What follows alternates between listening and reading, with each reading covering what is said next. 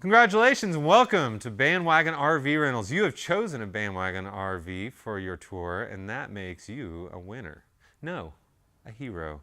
What we're going to do here today is we're going to go with a basic overview of what the BandWagon is and its operation.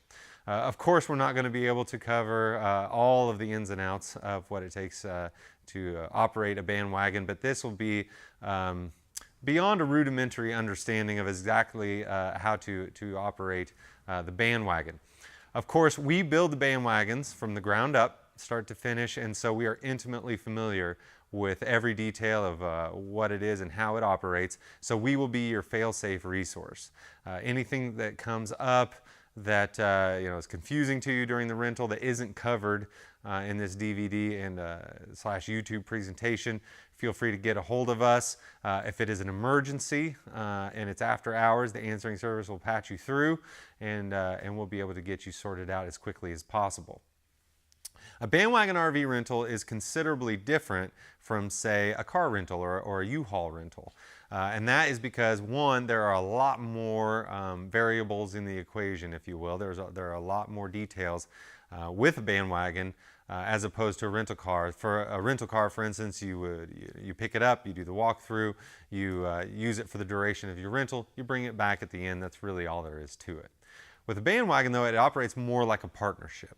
Now, obviously, there's not a BandWagon RV Rentals representative as a part of the tour, and so you have this as your resource for the basic operation of the vehicle, but obviously this is essentially your home for the duration of your rental, and so there are going to be things that come up, I'm sure, even despite our best efforts, there are going to be things that come up that you're probably going to need some help with, and that's okay, that's expected, and that's what we're here for. So this tutorial, as it were, this will be the basic operation of the vehicle, starting with the cab. We'll walk around the outside, and then at the end there'll be a bit of an appendix, a few common troubleshooting scenarios for some of the more common issues that you may have during the course of the rental. So let's get started. Okay, so now here we are inside the cab of the BandWagon. Now, this is usually the part of the vehicle that is the most intimidating to most renters, especially their first time, because one, there are a lot of different controls here that are a little bit arduous, and two, most of what you see here is foreign to most people. But take heart, we're going to break everything down into its individual pieces and then sort of explain things along the way, and you'll see it's really not too bad. Before we get started with that, though, I want to point out the stickers that are on the windshield. There are two, one of which you can see here. It says, due to U.S. federal emissions restrictions, this vehicle cannot idle. It is equipped with an automatic idle shutdown. Well, what does that mean? Well, essentially what it means is this vehicle will idle, which is in the parked state, for 2 minutes. After 90 seconds of idling, your check engine light will start flashing, and it'll flash for 30 seconds, letting you know that the engine is about to shut down. Again, remember, there is no such thing as a vehicle. Everything is now a computer with wheels. This is no exception. So the reason for this is because starting in 2012, the U.S. federal government instituted these emissions restrictions for all on-road diesel engines. That basically means that diesel engines burn dirty. That's the black smoke that you're used to seeing coming out of semi-tractor trailer stacks. Well, that's not allowed anymore. That excess carbon or unburned fuel is a pollutant. And so now we have these emissions restrictions that prevent those pollutants from entering the atmosphere. The problem, though, is the nature of a diesel engine is it produces this unburned fuel, this carbon.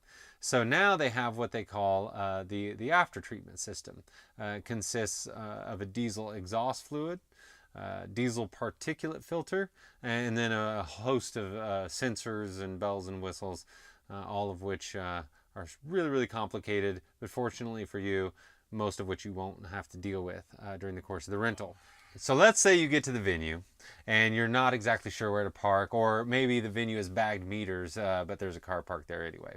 So you get to the venue and you run inside to ask someone what's going on, try to figure it out. And by the time you come back, the engine's dead. Now, if that happens, have no fear. You just want to make sure you don't try to start the engine straight away. what we need to do is essentially reboot the computer. So to do that, you want to shut off the key, do between 8 and 12 jumping jacks, and then do the startup process all over again, which we'll get to here in a minute. So that's the first sticker on the windshield. The other one is your clearance sticker. The BandWagon clearance is 12 feet 10 inches, or pretty close to 3.95 meters. That is a true reading. Now the BandWagon actually sets sort of at an angle. Your front corner is 12, or the highest point at the front is 12 foot 6 inches, and the highest point at the back is 12 feet 10 inches. They are actually accurate readings, and they count for the satellite and all 3 air conditioners. Now, the maximum legal truck height without any sort of permit or anything like that is 13.6. That means that legally, if it's a truck route, every clearance has to be 13.6 or taller. So if you're on a truck route, which would be interstates and things like that, then clearance is not going to be an issue. The 2 most problematic cities in the United States, now granted, you can get in trouble anywhere when it comes to height, but the 2 most problematic cities in the United States are Boston, Massachusetts, and Chicago, Illinois. Chicago because of the L train, and then Boston because it's one of the first cities and it was not necessarily designed for vehicles of this size. But that being said, it's just a good practice to always, especially once you get inside of city limits, to make it a point anytime you're approaching any sort of overpass of any kind to look for the clearances. Now, that takes care of the stickers on the windshield. Now, starting with the driver's side door, that little button that kind of looks like a mushroom cap from, say, Super Mario Brothers circa 1994, that's for your power mirrors. And then the switch just below that, little rocker switch, that's to select between driver's side and passenger side. There are a lot of rocker switches stacked up to the left of the dash. The one on top that's marked speed control, that's just your cruise control on and off. Me personally, I would just leave it on all the time. It's up to you. It doesn't really matter either way. And then when you see a small like green odometer that's lit up on the dash, that just lets you know that your cruise is turned on. The switch below that, that's also for your cruise control. That's just your set and resume. Now the switch below that, that's for your headlights. Now the Freightliners are a bit of an odd duck when it comes to the headlight switch. It's a 3-position switch. That part is not weird. But the thing that is odd is the middle position is the off position. So it's a little bit counterintuitive. You would think at the end of your drive, turn off your headlights, you just flip that switch down and you've turned off your lights. That is not the case. You want to make sure that the switch is in the middle position. If you flip it down, that's for your marker lights only overhead. And if you flip it all the way up, that's for your marker lights and your headlights, your drive lights going down the road. So make sure it's in the middle position because the generator does not keep the chassis batteries charged. The generator is completely separate. So you want to make sure that, that you have your key off, your radio off, and that the headlights are off in the middle position. And the switch below that says increase, decrease. That's just the brightness of your dash lights. Odds are you won't even use that. Your turn signals, windshield wipers, brights and dims are mounted on the steering column there. That's similar to the operation of a car. Now, the switch that's kind of difficult to see while you're sitting in the driver's seat on top of the steering column, that red switch there, that's for your flashers or your hazards, 4-ways. And so those will come in really handy for load in and load out, especially if you're in a situation where there's not street parking right in front of the venue and you have to double park to load your trailer or BandWagon. Those will be used quite a bit. In the center of your steering wheel, you have your horn. At the bottom of the steering column, I call it the third nipple of a pedal, mounted above the accelerator and the brake pedal. That's for your steering wheel adjust. Your steering wheel will telescope somewhat, but mostly it's for the tilt. Now to the right of the dash, well actually before we get to the right of the dash, let's talk about the dash itself. On your left side you've got your tachometer, which measures your RPMs, and on the right side is your speedometer. Both pretty self-explanatory and familiar. Now as far as on the left side of the dash, the gauge on the bottom, that's your water temperature gauge. Typically, if you're doing night drives, in the winter time, you might hover somewhere around 180, 190 degrees Fahrenheit. In the summertime, around 200 to 210. And that's completely normal. That's normal operating range. On the right side of your dash here, the top right-hand corner, this is for your diesel fuel and diesel exhaust fluid gauge. Okay, you have dual fuel tanks, one on each side.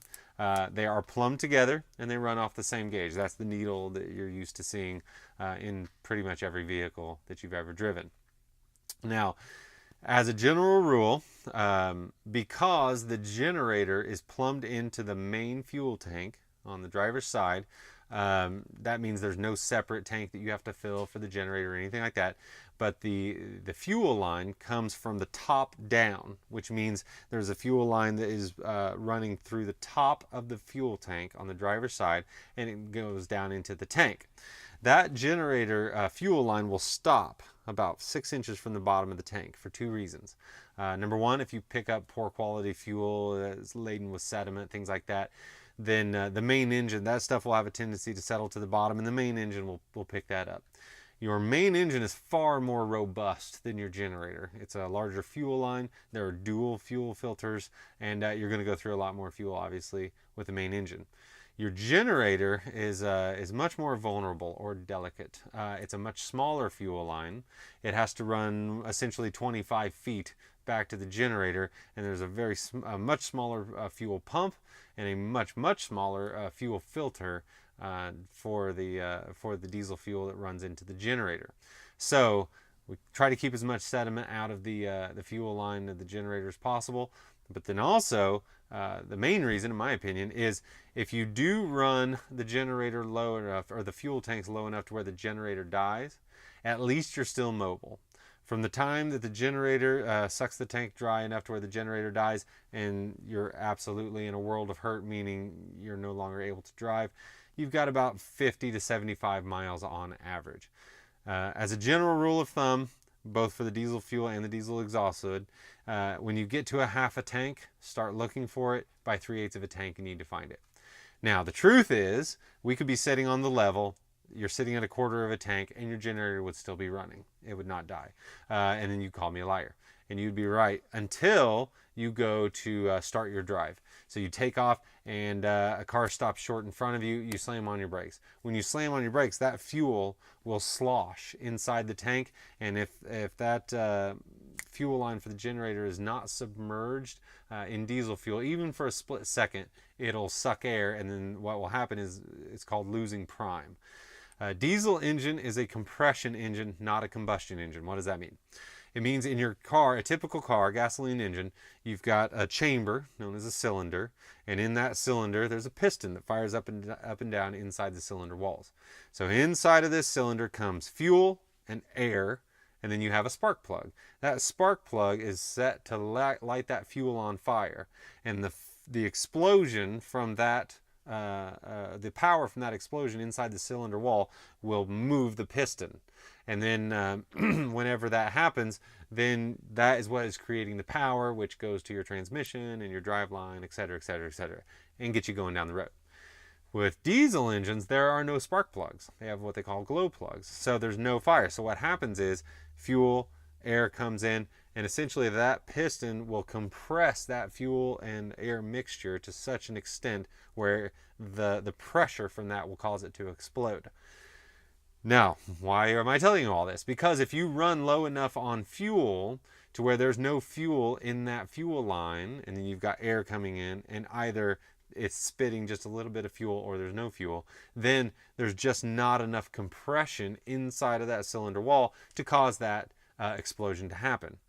You've lost prime, and now you have a problem, because now it's not like if you run out of gas in your car, you take the walk of shame to the local gas station, you get a gallon of gas, put it in your car, you crank, and it fires. The reason it crank, and fires is because that spark plug is trying to light that fire as it builds the prime. You don't have that luxury in a diesel engine, and so the only way to restore prime is to puke all the air out of the fuel lines, which you do not know how to do. Fortunately for you, there are a lot of people that do. Unfortunately for you, that is not inexpensive. And in the meantime, you've got a bunch of angry passengers because they have no electricity in the main living quarters. So the moral of the story, when it gets to a half a tank of fuel, start looking for it. By 3/8 of a tank, you really need to find it. Now, your diesel exhaust fluid gauge, which is located just below your diesel fuel gauge, when it's completely full, it'll read 4 bars green. So you'll have 4 green bars, then 3 green bars, then 2 green bars, then 1 orange bar, and then 1 red bar. By the time you get down to 1 red bar, now your computer is going to take over, and what will happen is you will derate. That means that your engine will shut down to 15 miles an hour for about a mile, and then it'll die, and you are done. At that point, that's when tow trucks get involved. A very scolding sermon for me, and you don't want to let that happen. Now, your diesel exhaust fluid tank is, we specially order them to make them oversized to where they're good for about 2,000 to 3,000 miles. So as a general rule, about once a week you want to top it off. And I always say, same holds true. When you get to a half a tank, start looking for diesel exhaust fluid. Now, diesel exhaust fluid is something that just came on the scene with these 2012 and newer engines. A quick tutorial, quick rundown of how it all works. Diesel engines burn dirty, of course, and they're not allowed to anymore. So now they have what they call a diesel particulate filter. It's a big round ceramic filter. It looks like a honeycomb. And now all this black smoke, this unburned fuel, now comes into this chamber called the diesel particulate filter, or DPF, and it mixes with this diesel exhaust fluid. Diesel exhaust fluid, it looks like water and it smells like urine. Basically, it works like an acid, and it mixes with that exhaust, which is unburned fuel, which of course is oil-based, and it mixes with that exhaust and starts to break it down. Inside that chamber, now you've got this unburned fuel that's sort of broken down a little bit, and this diesel particulate filter runs wicked hot, between 1,200 and 1,500 degrees Fahrenheit. So it burns hot enough to where what's left of that exhaust will burn off, and then what comes out of the exhaust is now much cleaner air. So that's why the days of the black rolling smoke are gone. Now, that being said, if you run out of diesel exhaust fluid, now there's no acid to mix with that exhaust to sort of help break it down. And that diesel particulate filter is not able to get hot enough to burn all that unburned fuel. So eventually it'll plug up that diesel particulate filter, and it's almost as if I come around to your car with a potato with it running, and I shove that potato up the tailpipe. If that exhaust is not allowed to get out, it'll choke out your engine and your engine dies. That's what the derate is all about. You've essentially plugged your filter. If it gets to that point, that's why I say you're done. It's not a matter of filling your diesel exhaust fluid tank and you're back off to the races. At that point, all of your emission system has to go to the shop, come apart, be scrubbed or baked, and all that stuff has to be cleaned out. Typically, it takes about a week. Essentially, your tour is over. So you want to make sure that you do not run out of diesel exhaust fluid. So that's your diesel exhaust fluid and diesel fuel gauges. And again, your diesel exhaust fluid tank is on your driver's side only, which we'll get to in a minute when we do the exterior workaround. And your diesel fuel tanks, there's one on each side. Now, for your diesel fuel, you want to make sure every time you go to get fuel, you go to the major truck stops: Love's, Pilot, Flying J, TA, and Petro, for 3 reasons. Number one, they're designed for tractor trailers or semis. That means they're easy to get into and out of. Number two, you can fill both tanks at the same time with the same pump. So you've got your primary pump on the driver's side, and that will activate the satellite pump on your passenger side, so you can fill both tanks at the same time. And then your diesel exhaust fluid, now all major truck stops, they'll have it at least at every other pump, if not every pump. And then your diesel exhaust fluid pump is on your driver's side as well, so you can fill up your diesel fuel, your diesel exhaust fluid at the same time. And then the third reason to go to the major truck stops is most of them, Love's, Pilot, Flying J, and most TAs will have a fresh water access at the pump itself, which is really important for your sink, shower, and toilet, because you want to make sure you're able to get water every day, and that's the easiest way to do that. Now, we'll go over this again when we get to the freshwater inlet, but the water that you are able to procure at the truck stops, it's non-potable water, which means you can't drink it. It's fine if you want to wash your hands with it, use it for the shower, toilet, no problem. But don't brush your teeth with it. Don't drink it. You don't want to get sick out on the road. Now, these 2 gauges below your diesel fuel and diesel exhaust fluid gauge, for the most part, you don't have to worry about them, but this is your primary and auxiliary air. The only reason I bring those up, they're relevant, is because the BandWagon has air brakes. We'll get to the operation of the air brakes here in a second, but you want to make sure those are at operating pressures, which is it'll max out at 120 psi. For the most part, you don't have to worry about the air gauges at all, except for the fact that, let's say you're parked for 24 to 48 hours. It's 120 psi. That is a lot of pressure. And so it's not uncommon while you're sitting for long periods for that air pressure to drain out. So if you go to start the chassis and then you've got this buzzer going off and it says brake air or low air, that is nothing to worry about. There's a compressor on board that runs off of the engine that will build that air back up. But that being said, it won't let you release the brakes until that air is built up. And we'll get to that when we get to the brakes. Now, moving to the right of the dash, there's a small rocker switch right here. It kind of looks like a capital I. That is your rear differential lock. You will not need it. Don't touch it. Below that, this is your transmission, your push button transmission. Now, if you'll notice, there's no P for park. That's because the BandWagon has air brakes. The short version is air brakes essentially, and this is an oversimplified version, but air brakes work the opposite of hydraulic brakes. So I come to your house, I crawl into your car, and I cut your brake lines. You go to stop at that stop sign, you depress the brake pedal, all of your brake fluid dumps out, and you have no brakes. You're not able to stop. BandWagon is the opposite. So I crawl under your BandWagon, I cut the brake line, all the air bleeds out. When you go to start the engine, that air will not build up enough to release the brakes. So with no brake fluid in your hydraulic brakes on your car, you're not able to stop. With air brakes, with no air in the brake lines, you're not able to move. You will not be able to release the brakes. So that's just a safety feature that's built into all vehicles with air brakes. So this is your parking brake here. So with the vehicle in park, it means it's out of gear or it's in neutral. And you can see on the air brake itself, to apply the brakes, you pull the switch out. And to release the brakes, you want to push it in. So when you go to leave our facility, what you'll do, the engine's running, the air is up, we're ready to go, right? So you want to depress your brake pedal all the way to the floor. There's a limiter switch at the bottom of the brake pedal that just lets the vehicle know that someone's sitting in the seat and it's okay to move.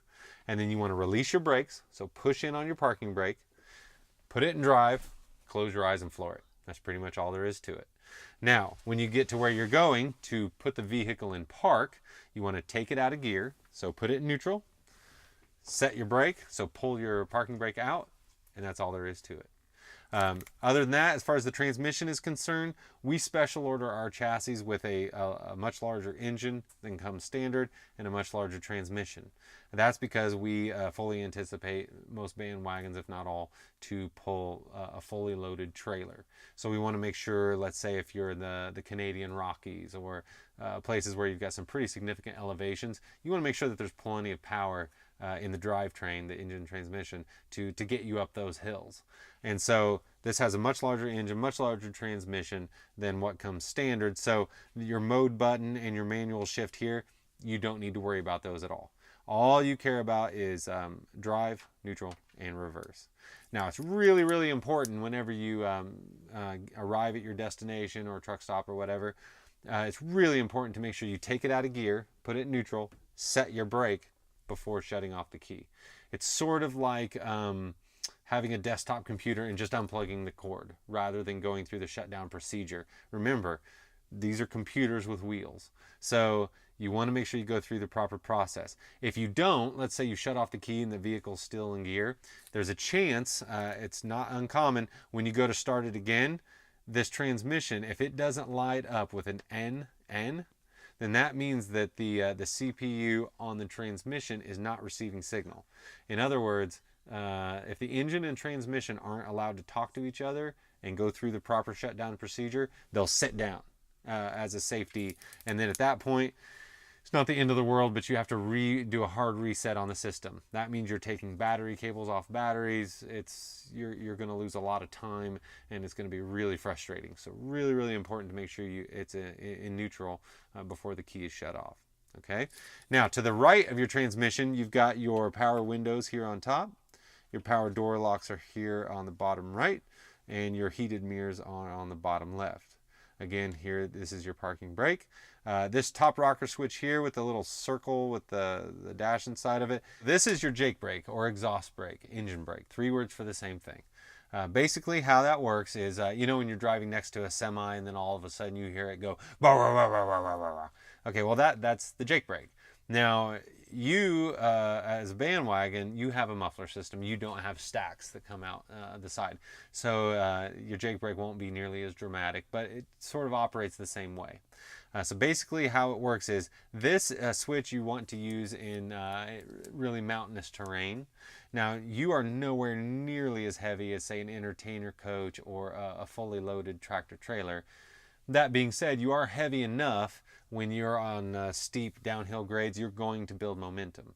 Now, in that situation, you want to make sure that you're not riding the brake, because if you do that, brakes obviously work off of friction. Friction builds heat, and with enough heat, your brakes will fail or glaze over. So you want to use the drivetrain, the engine transmission, as much as possible to help hold you back.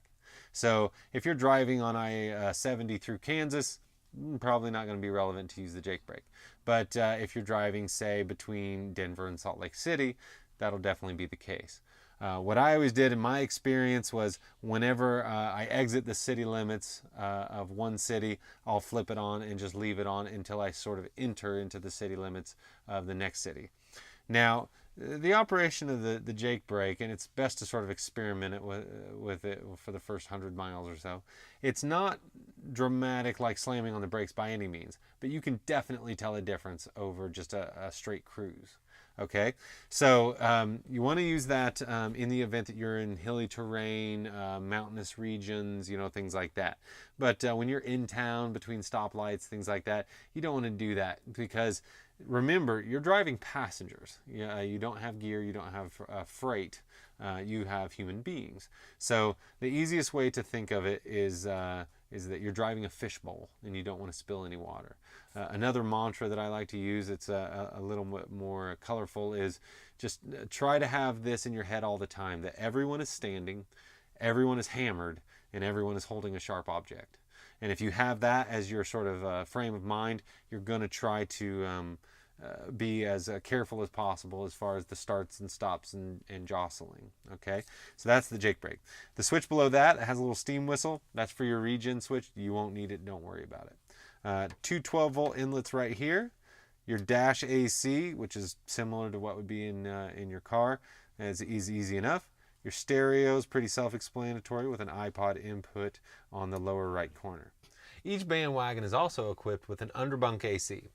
The underbunk AC exists because you can no longer idle the engine. So the driver's bunk, which is located in the cab area, that has its own dedicated air conditioner / heater that is mounted underneath the bunk. The thermostat looks very similar to the thermostat that you would have in your home, which is to say there's your selector switch that selects between off, heat, and cool. And then on the right side is your fan switch, which is on and auto. Okay, now typically I will leave it on all the time while the BandWagon is parked. It's just for a steady white noise. But auto also works just fine. Really important to understand that the underbunk is only to be used while you're parked. The underbunk air conditioner is only to be used while you're parked. The dash air conditioner is to be used while you're going down the road. Now the underbunk does an excellent job of keeping up. It does a terrible job of catching up.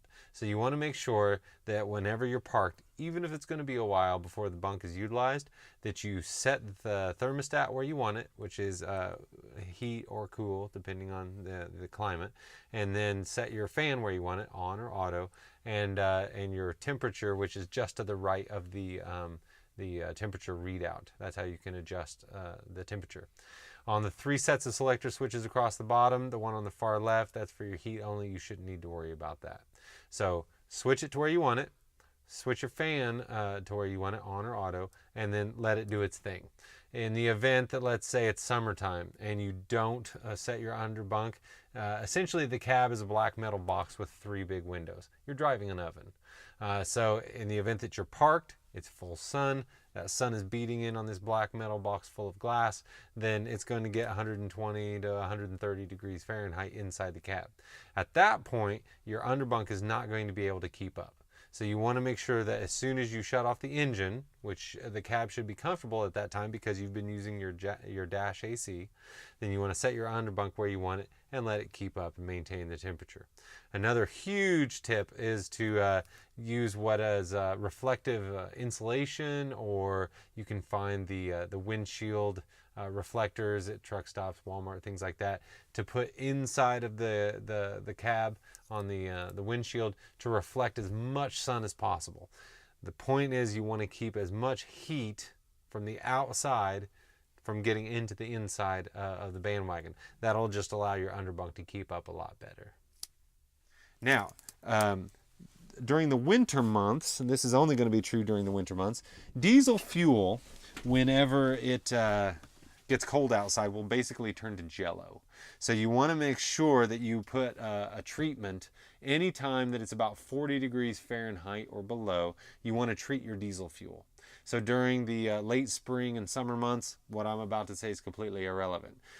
From about the middle of October to about the first to the middle of April, you want to make sure every time you get fuel, you treat it. There are a couple of different things you can use. This is Power Services diesel fuel treatment. One bottle of this, which is a quart, will serve every time you fill up. So you want to put half a bottle in each tank with every fill up. There's another company, another additive called Howes, Howes. You can get that in the quart or the half gallon, and that works equally well.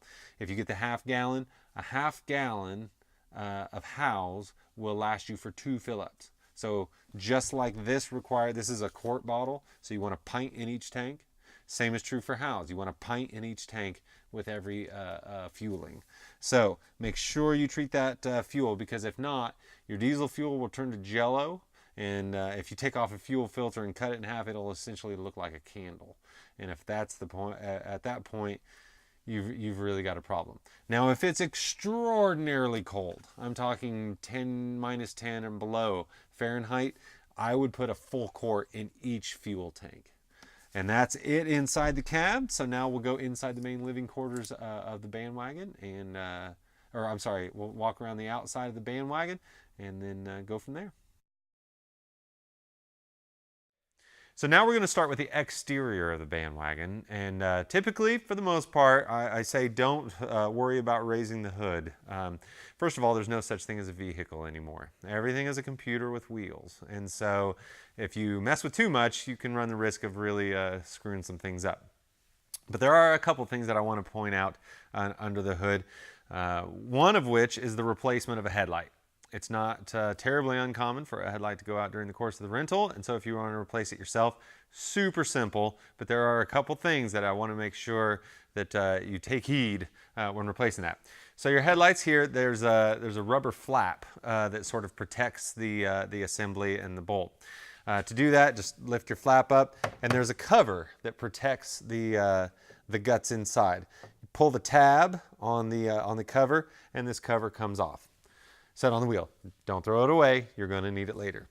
To remove the bulb, you just grab a hold of whichever the offending party is, give it a twist, and it's just the bulb itself. Unplug it, plug a new one in, put it in, return it to its carriage, and then twist it clockwise to lock it in. But you're not done.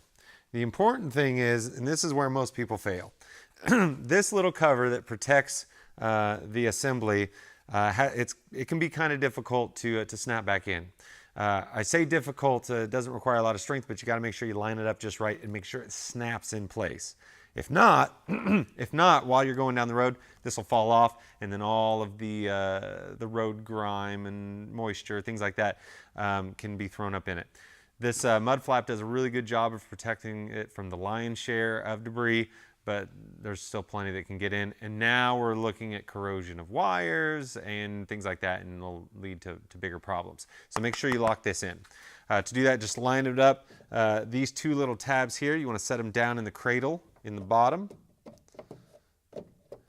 Get everything lined up to where it seals.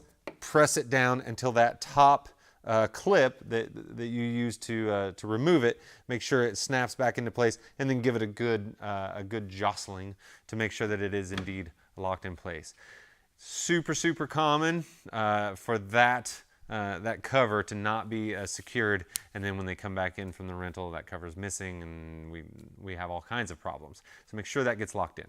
The other thing under the hood that I wanted to point out is your main fuse block. Okay, this is essentially the fuse block that goes to the brain, the CPU. You want to make absolutely certain there is a sticker from the manufacturer, and we've added our own tag. Make absolutely certain, do not use this terminal to jump start the BandWagon in the event that, let's say, you've left the lights on while parked or the radio or something like that, and your batteries are dead. You want to make absolutely certain, did I say it enough times yet, not to use the terminal to jump the batteries. In the event that you do that, it'll blow the fuse block, and now you're dead in the water. You no longer have a computer with wheels. You have 13 tons of scrap metal. So don't do that. But other than that, anything else as it pertains to the engine you shouldn't need to worry about. We use full synthetic fluids across the board in the event that something does happen during the course of your rental that is going to require some mechanical attention. That's what I'm for. I'll set that all up. If it involves a tow truck and all the rest, then so be it. But for the most part, I'll take care of that, and we'll leave that to the professionals, as it were. So other than that, that's all you really need to know to open and close the hood. There's a latch on each side. You just pop that open, raise your hood, do what you got to do, close the hood, and make sure you secure those back on each side. If you forget, believe me, you'll know, because the hood will rattle back open. So now let's go around the rest of the vehicle and go from there. Okay, so now to continue with our exterior walkthrough of the BandWagon, we're on the driver's side, of course, and this is our block heater for the engine block heater, which is just got an extension cord plugged into it, which is plugged into this exterior outlet. And I know we talked about this when we were inside the BandWagon, but the generator produces the electricity for the main living quarters of the BandWagon and this exterior outlet. The generator has nothing to do with the chassis batteries, so anything as far as the running lights and radio in the cab, things like that, the generator does not keep the chassis batteries charged. So when the block heater is plugged in here, the electricity supply is from the generator on this exterior outlet.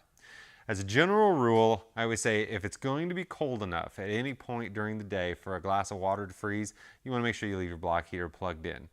So obviously, even on a winter tour, let's say if you have a trek through the Southwest, you know, Phoenix, Tucson, Southern California, things like that, you don't necessarily need to worry about leaving it plugged in.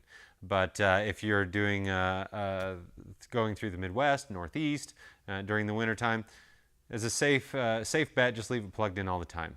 It doesn't necessarily hurt anything to leave it plugged in all the way through the winter tour, but it doesn't necessarily help anything. What the block heater does is it keeps the engine block warm enough to where there's going to be a little bit less viscosity on the, or a little bit more viscosity rather, on the engine oil for the startup on the crank. And then also it just helps it to where, because remember, diesel engines are compression engines, and so it's going to make it a little bit easier for that engine to start. So that's your block heater. This is your fuel tank. There's a fuel tank on the passenger side as well. We won't cover that as part of the instructional DVD because they operate the same way. Again, they're plumbed together and they run off the same gauge. Now, diesel fuel tank here. There's your diesel fuel inlet, and this is your diesel exhaust fluid tank. That's the gauge, that's the 4 green lights that was underneath the diesel fuel gauge on the interior of the cab.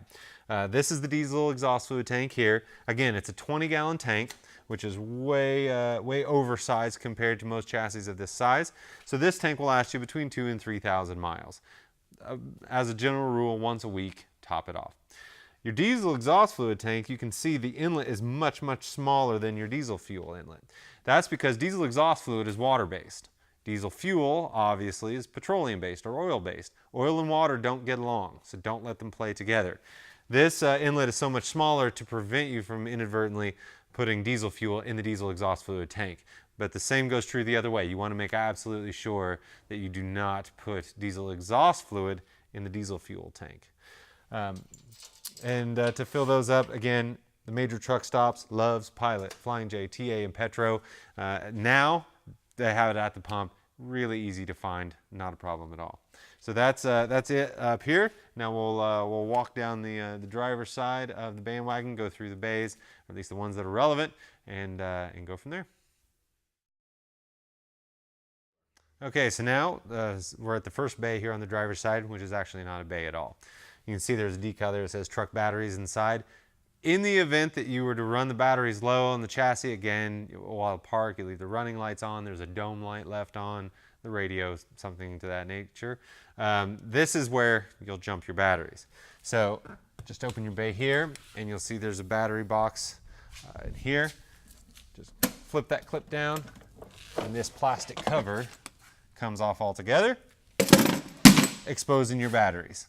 And then at that point, you can use your generator battery charger, or if you have another vehicle, or if you've called someone out, just match your colors. Red to red, black to black, give it some time. I call these movie batteries. And by that I mean, if you use the generator battery charger, you can plug it into this exterior outlet, hook up your leads, again, match your colors, red to red, black to black. Put it on the 50 amp setting, and then go inside and watch a movie. In about 90 minutes to 2 hours time, that's enough time to let the generator or the batteries charge enough to where you can start the vehicle. Now at that point, if you are using the generator battery charger, it is absolutely imperative that you return the charger back to 10 amps, hook it back onto the generator battery, again, match your colors, red to red, black to black, and then plug it in. If you just return the charger to the bay, let's say you don't hook it up on the generator battery, in 12 to 18 hours, your generator will die and your battery will be dead. At that point, it's quite an ordeal, because now you have to get an extension cord, get an outlet on a building to charge your generator battery enough to where the generator will start producing electricity again for the charger to maintain the charge on the battery. So if you do use the generator battery charger, make absolutely sure that you return the setting back to 10 amps and hook it back up to the generator battery and plug it into the outlet in the generator battery bay. And speaking of generator battery bay, let's go check that out.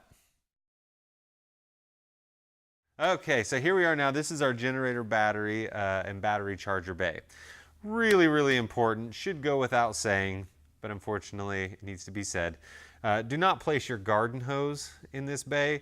Bottled water, basically anything liquid. If you want to stash a gallon of antifreeze that you've picked up at a truck stop, provided that it still has the lid on the container, then that's okay. Anything else as far as liquids go, please don't stack it inside this. It's a good idea to keep this as sparsely populated as possible, so that you don't run the risk of knocking the alligator clips off the battery. So here we are. This is our generator battery and battery charger. This is your battery charger. This is just like a charger that you would get at, say, Napa, O'Reilly, AutoZone, things like this. Really important, if you do need to replace the generator battery charger during the course of your rental, really important not to buy it at Walmart. The reason being, Walmart does not carry analog battery chargers. All of their chargers are digital. That's not necessarily a problem, except for the fact that when they reach full charge, they will automatically shut off. Or any time that you have to shut off the generator for noise reasons or something like that, when you go to start the generator again, whenever that power returns to the outlet, the charger does not automatically come on. So you think you're charging the battery the whole time. 12 to 18 hours later, the generator dies, your battery's dead again, and you just start going through chargers. So really important to use an analog charger. Those chargers can be found at auto parts stores primarily. Napa, AutoZone, O'Reilly, Pep Boys, things like that. You want an automatic charger rather than a manual charger. An automatic charger means when the battery's fully charged, it will stop sending current to the battery, so you don't boil or cook your battery. A manual charger, if it's plugged in, if it's turned on, it's sending juice. And you'll know that you've got a battery that's overcharging if it kind of smells like rotten eggs. That is a sign that your battery is overcharging. So you want to have an automatic charger. You want to make sure it's an analog charger. And then they're typically, we use the Schumachers. We've had really good luck with them. There are a couple different settings here. One, you can set it to automatic or manual. Automatic is always the move. We do not use deep cycle batteries. Those are primarily for marine use. And so you want a conventional battery, and then you've got different amperage settings. a 2 amp, which is a trickle charge, a 10 amp, which is to maintain, and then a 50 amp engine start. The 50 amp, the only time that you would ever need to use that is in the event that you were to run the batteries dead on the chassis and you need to give yourself a jump start. 10 amp would do the same thing, it just takes a lot longer. For the generator, the only thing that requires juice on a generator is your electronic fuel governor and your fuel pump. So it's not requiring a lot of juice. So that being said, if you put it on the 2 amp setting, it's just not going to be able to keep that battery charged enough to maintain it. And eventually, the generator will die because your battery's dead. 10 amp is what you want to set it up. Sometimes you'll find it where the choices are 2 amps, 12 amps, 75. 12 amp setting would be the appropriate setting for that. So this outlet here, the electricity is supplied by the generator. So as long as that generator is running, your outlet's hot, that charger should be working. These alligator clamps, the reason we leave the alligator clamps on them rather than hardwire it to the battery is so in the event that you run the chassis batteries down, you can use your generator battery charger as your get out of jail free card. That being said, again, just like the chassis batteries, you want to match them up, match your colors, red to red, black to black, leave it plugged in and on, and all should be good. Now the generators all have alternators on them, but they're pretty unreliable, really difficult to find, and extremely expensive. So that little generator battery charger there, that's sort of our insurance policy. 1, it's inexpensive. 2, really easy to find. 3, really simple to operate, and even on a new construction with a brand new generator, we'll stick a charger in there, and that is just as a fail-safe to maintain the battery. So this is your generator, and the generator obviously is not running now, because if it were, you would not be able to hear a word that I'm saying. So the generator is set up to run 24/7. We use full synthetic fluids, and the service interval is 1,500 hours, which is approximately 7 weeks. Most rentals are far less than that. In the event that your rental is longer than 7 weeks, what we'll do is we'll look at your routing, and when you come through the Midwest, St. Louis, Cincinnati, Indianapolis, Chicago, something like that, we'll set up a time and do an on-site service. So we'll come to the venue to you. We'll take care of the generator and the main engine as far as any sort of preventative maintenance or PM, and change your filters and oils and all that stuff. So I say that because you do not need to conduct any on-the-road service for your generator as far as oil changes, filter changes, anything like that. Really important to note that. Now, as a rule, again, it's set to run 24/7. Keep plenty of fuel in the tanks, and it should run all the time. Now, that being said, it is a machine, and machines are notorious for doing things that machines do. And every once in a while, we'll have a problem with a generator where it's shutting off when it shouldn't. There are a few things that could cause that, and right here, as part of the general walkthrough, I'm just going to go through the most basic things, really quick things to check. And then as part of the addendum or appendix, there will be a couple more things that we'll go through as far as wiring or sensors or something like that. But as a general rule, if the generator shuts off, and it's not because you shut off the key, it's going to be a number of things. The first thing you want to do is go ahead and just hit the key and see if it'll do anything. Okay? If you're getting life out of the generator, that means your battery still has charge. If you go to turn the key and it is dead, it won't do anything, you've got a dead battery. That means either the battery itself is bad or the charger is bad. But if it has a little bit of life and say it'll run for a little bit and then shut off, or it won't start at all, first of all, when you open the generator bay door, there's a little check engine light down here that will flash a repeating pattern, sort of like a Morse code. It'll be a certain number of long flashes followed by a certain number of short flashes. That pattern that repeats, it's telling us which sensor has failed. Now that means there's actually a problem that's wrong, meaning your oil pressure is low, or your water temperature is high, or your water level is low. Or it just means that the connectivity to those sensors has failed, and so it thinks there's something wrong, but there's actually not anything wrong. Now these generators are really reliable. We've had great luck with them, but we are also really putting them through all sorts of hell. And by that I mean the bays are open on the bottom and on the interior to allow for as much air circulation as possible.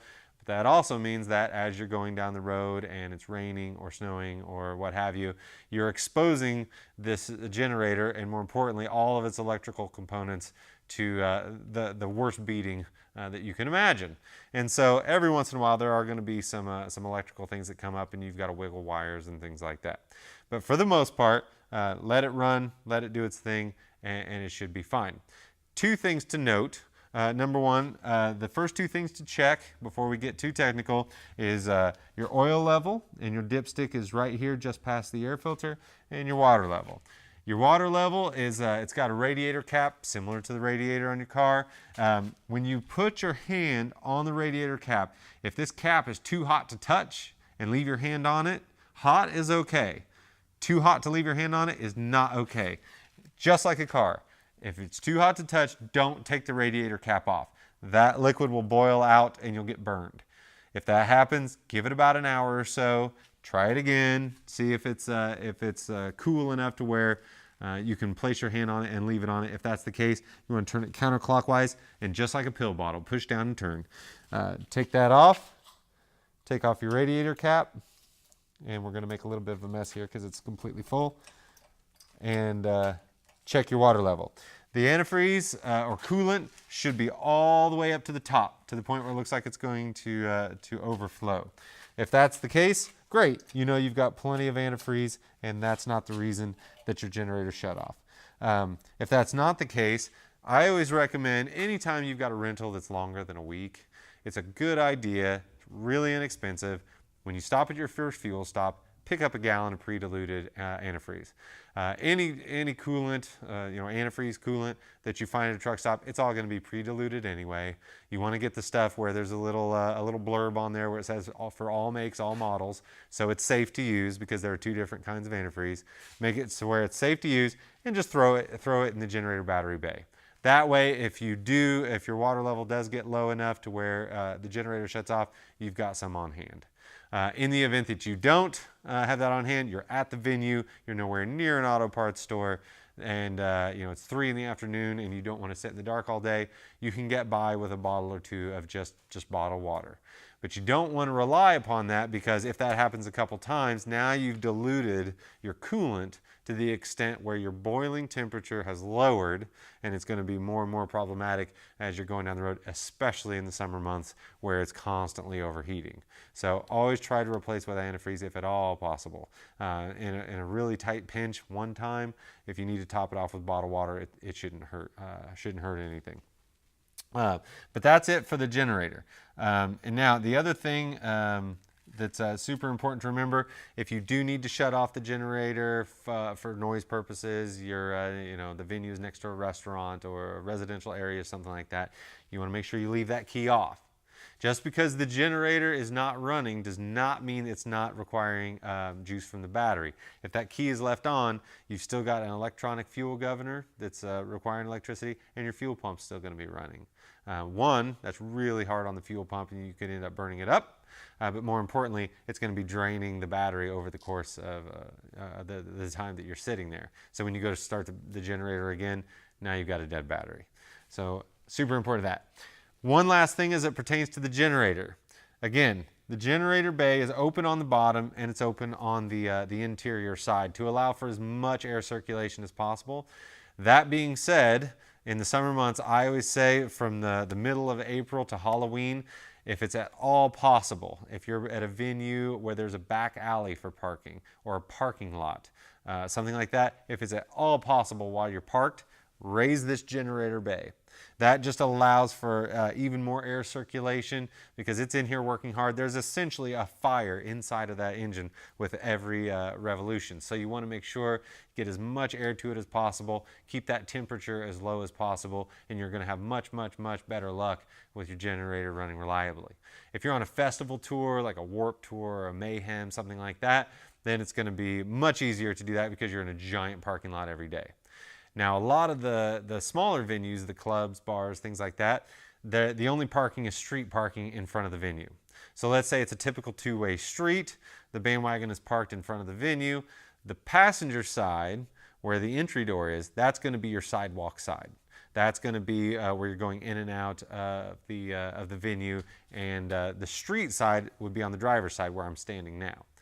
Now, if that's the case, even in summer months, as much as I hate to say it, you're probably not going to be in a position where you can raise the generator bay and to allow for that circulation.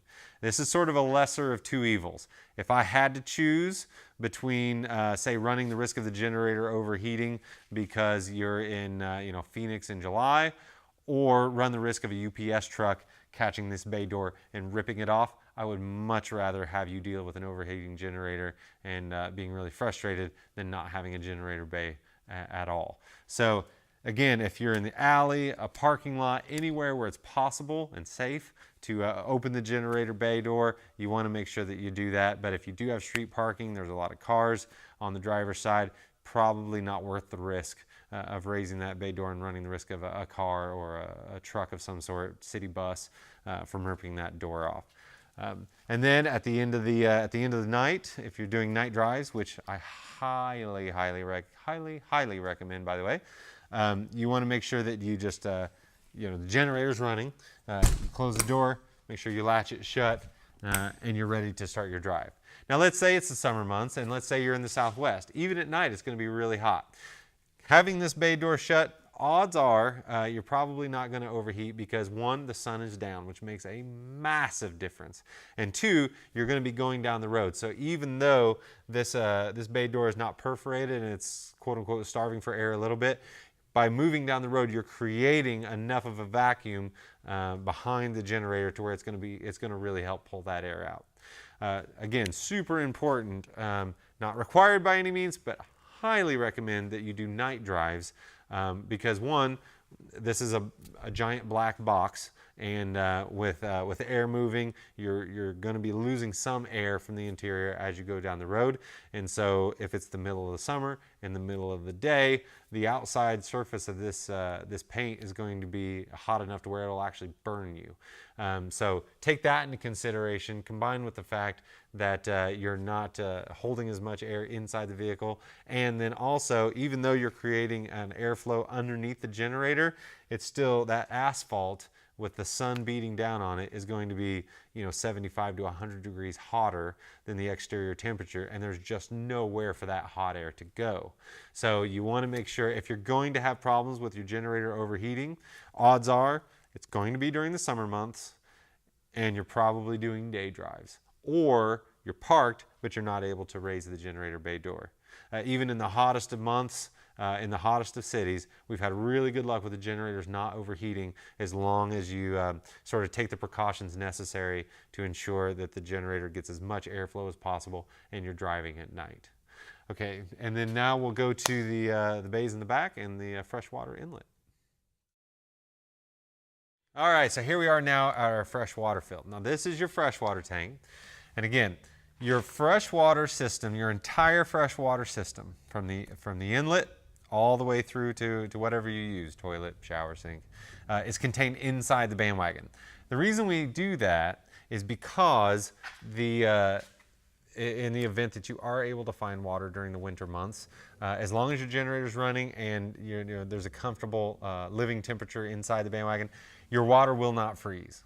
Now, that being said, the water tank is mounted obviously against the wall. There are water lines that run down the wall and around the back of the vehicle. So if you're in Canada in the middle of January and it is unbelievably bone-chillingly cold, yeah, it's possible that there's going to be a little bit of ice that forms inside the water lines, just because the outside temperature is literally up to 100 degrees different, 100 plus degrees different than the inside temperature. So the heater will do its job, but maybe not necessarily a good enough job to make sure that the entirety of your water system is thawed.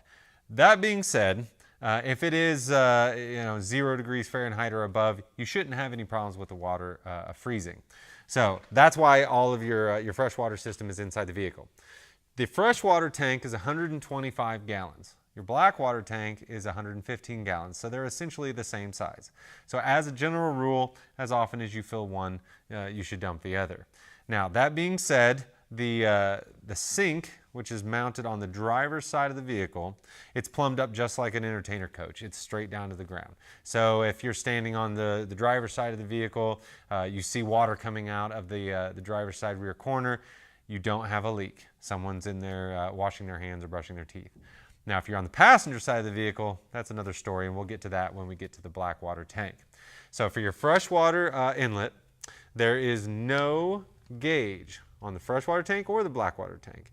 Now, how do you know if the freshwater tank is full? There's an overflow tube that's mounted onto the tank that comes down essentially right in front of the driver's side drive tire. So I always say when your BandWagon starts peeing, you're full. How do you know if your freshwater tank is empty if there's no gauge? You turn on the water and nothing comes out. So to fill your freshwater tank, there's a little check valve here on your water inlet. You just want to open that valve, hook up a standard garden hose, and you're off to the races. Now, during the winter months, I always say from about Halloween to Memorial Day, somewhere in there, the end of October to the middle to the end of May, water is usually the biggest challenge. Finding fresh water is usually the biggest challenge on the tour. And that is because the major truck stops, Lowe's, Pilot, Flying J, and TA, and Petro, they have water spigots at the pump, but at a certain time during the year, they'll shut that water off to prevent the lines from freezing. It has nothing to do with the ambient temperature. It could be a mild winter. It's 50 degrees in the middle of December. You don't understand why they would shut off the water. It's because on a certain day they'll shut it off and a certain day they'll turn it on. Now, that being said, if you're at a truck stop that has a shop that does oil changes, tire changes, things like that, the shop is always live when it comes to water. So in the event that you do night drives, which again, I highly, highly recommend. Have I mentioned I highly recommend doing night drives? In the event that you do a night drive, let's say you stop for your fuel and it's 4 in the morning, odds are the workload in the shop is going to be a lot lighter than say 4 in the afternoon.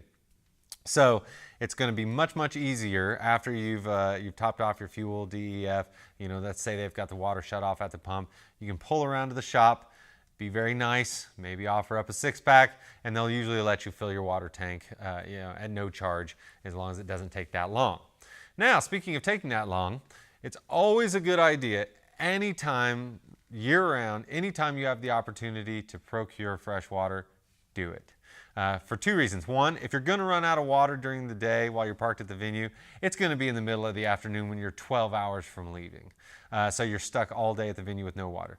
The other reason is 125 gallons is just a number until you start to fill your tank. It's a big tank. It takes from completely empty to completely full with standard water pressure, which city water is 55 psi. It takes about 40 minutes to fill your tank. So it's really important that during the spring and summer months, when water is really easy to find at the pump, hook up your fresh water and fill first, because it'll take much longer than your fuel. So you pull up to your fuel island, hook up your garden hose to your freshwater inlet, go ahead and go inside, prepay, buy your beef jerky and Keanu Reeves DVDs, whatever it is you're going to do, load up on Funyuns, come back, fill your freshwater or fill your diesel fuel and diesel exhaust fluid, and by that time your freshwater tank should be full. Now let's say you roll up to the fuel island and you're already sitting on a half a tank, which of course you don't know because there's no gauge on the fresh water tank. So you hook up your water tank, you start filling it up, and it's only going to take 10 minutes to fill. By the time you've done your prepay and you come back out, no harm, no foul. You've wasted a little bit of water on the ground. You shut your water off, and you're full, and you're off to the races. If the opposite is true, and you start and finish your fuel process first, and then you hook up your fresh water, now you're potentially blocking the fuel island from the semi-truck driver behind you for up to 40 minutes. And they're not very happy about that usually. They've got a route that they've got to do. So super important to fill that up. And then once your freshwater tank is full, you just shut that little check valve back off. That'll keep it from back feeding and making a mess. And you're off to the races. Now the water that you get at truck stops, the Love's, Pilot, Flying J, TA, and Petro, it's non-potable water. That means it's great for a shower, it's great for a toilet, wash your hands all day long. Do not drink it. Do not brush your teeth with it. If you make that mistake, you'll only do it once. There's nothing worse than being sick on tour, except, oh wait, no, there's nothing worse than being sick on tour. So you want to prevent that as much as possible. There's going to be plenty of illicit substances that I'm sure that you will ingest in one form or another during your rental. Don't make crap water one of them. So yeah, that's how the freshwater system works. Now let's check out the spare trailer tire and the shore power. Okay, so here we are now, just behind the drive tires on the driver's side. Most, vast majority of BandWagon rentals pull a trailer. And a vast majority of those rentals pull a trailer provided by BandWagon RV Rentals. So on the driver's side, the next to last bay, this is where you're going to find all of the accoutrement, if you will, to replace a spare tire. The reason we put them in the bay and not the trailer itself is because typically these are the things that usually end up at the very front of the trailer, and so everything gets packed around it, or in the back of the trailer, and then eventually it gets left on a sidewalk somewhere during the tour. So we put these in the bay here, so they're handy, they're out of the way. Here you go. If you're looking for a place to store your garden hose that you use for the freshwater tank, this is probably the best bay with which to do that. So in here, it's super simple, everything that you will need. Spare tire for the trailer, a 4-way wrench, this standard wrench to take off the lug nuts, and then there's a wooden ramp. That wooden ramp is to serve as your jack. We used to provide bottle jacks, but they had a funny way of growing legs. And so now we provide this ramp that's to be used the same way. So let's say you blow a tire, and all of our trailers are dual axle. So let's say you blow a tire on the front axle on the driver's side. What you want to do is you want to place that ramp behind the back axle, back tire, on the same side, and then back up a little bit and get the trailer up off the ground using that ramp. Change your tire, and then you can pull off of it. Let's say it's the back tire on the driver's side. You would want to place that same ramp in front of the front tire on the driver's side and pull forward. Same thing to get the trailer up off of the ground. But that's what that ramp is about. Now, I'm sure you've already noticed in the rental terms and conditions, we provide the first spare tire for the trailer. Obviously, before, as with any BandWagon rental, have you go through the vehicle, make sure everything is just so, and you sign off on everything. In the event that you want to replace a tire before the rental begins, obviously that has nothing to do with the spare tire here. The reason we do that is because the lug nuts on a trailer are just like the lug nuts on, say, your car. They're tapered on one end. That is because you want the tapered end to recess into the wheel so that when you tighten it onto the hub or the lug, which is attached to the hub, you want to make sure that it's nice and tight. If you put those lug nuts on backwards, where the flat side is against the rim, it's not going to take very long before those lugs will, the lug nuts will back off and loosen, and then you'll shear off all your lugs on your hub. So obviously something like that, that's on you. Another reason is where you're gonna have problems blowing tires on the trailer, odds are jumping curbs.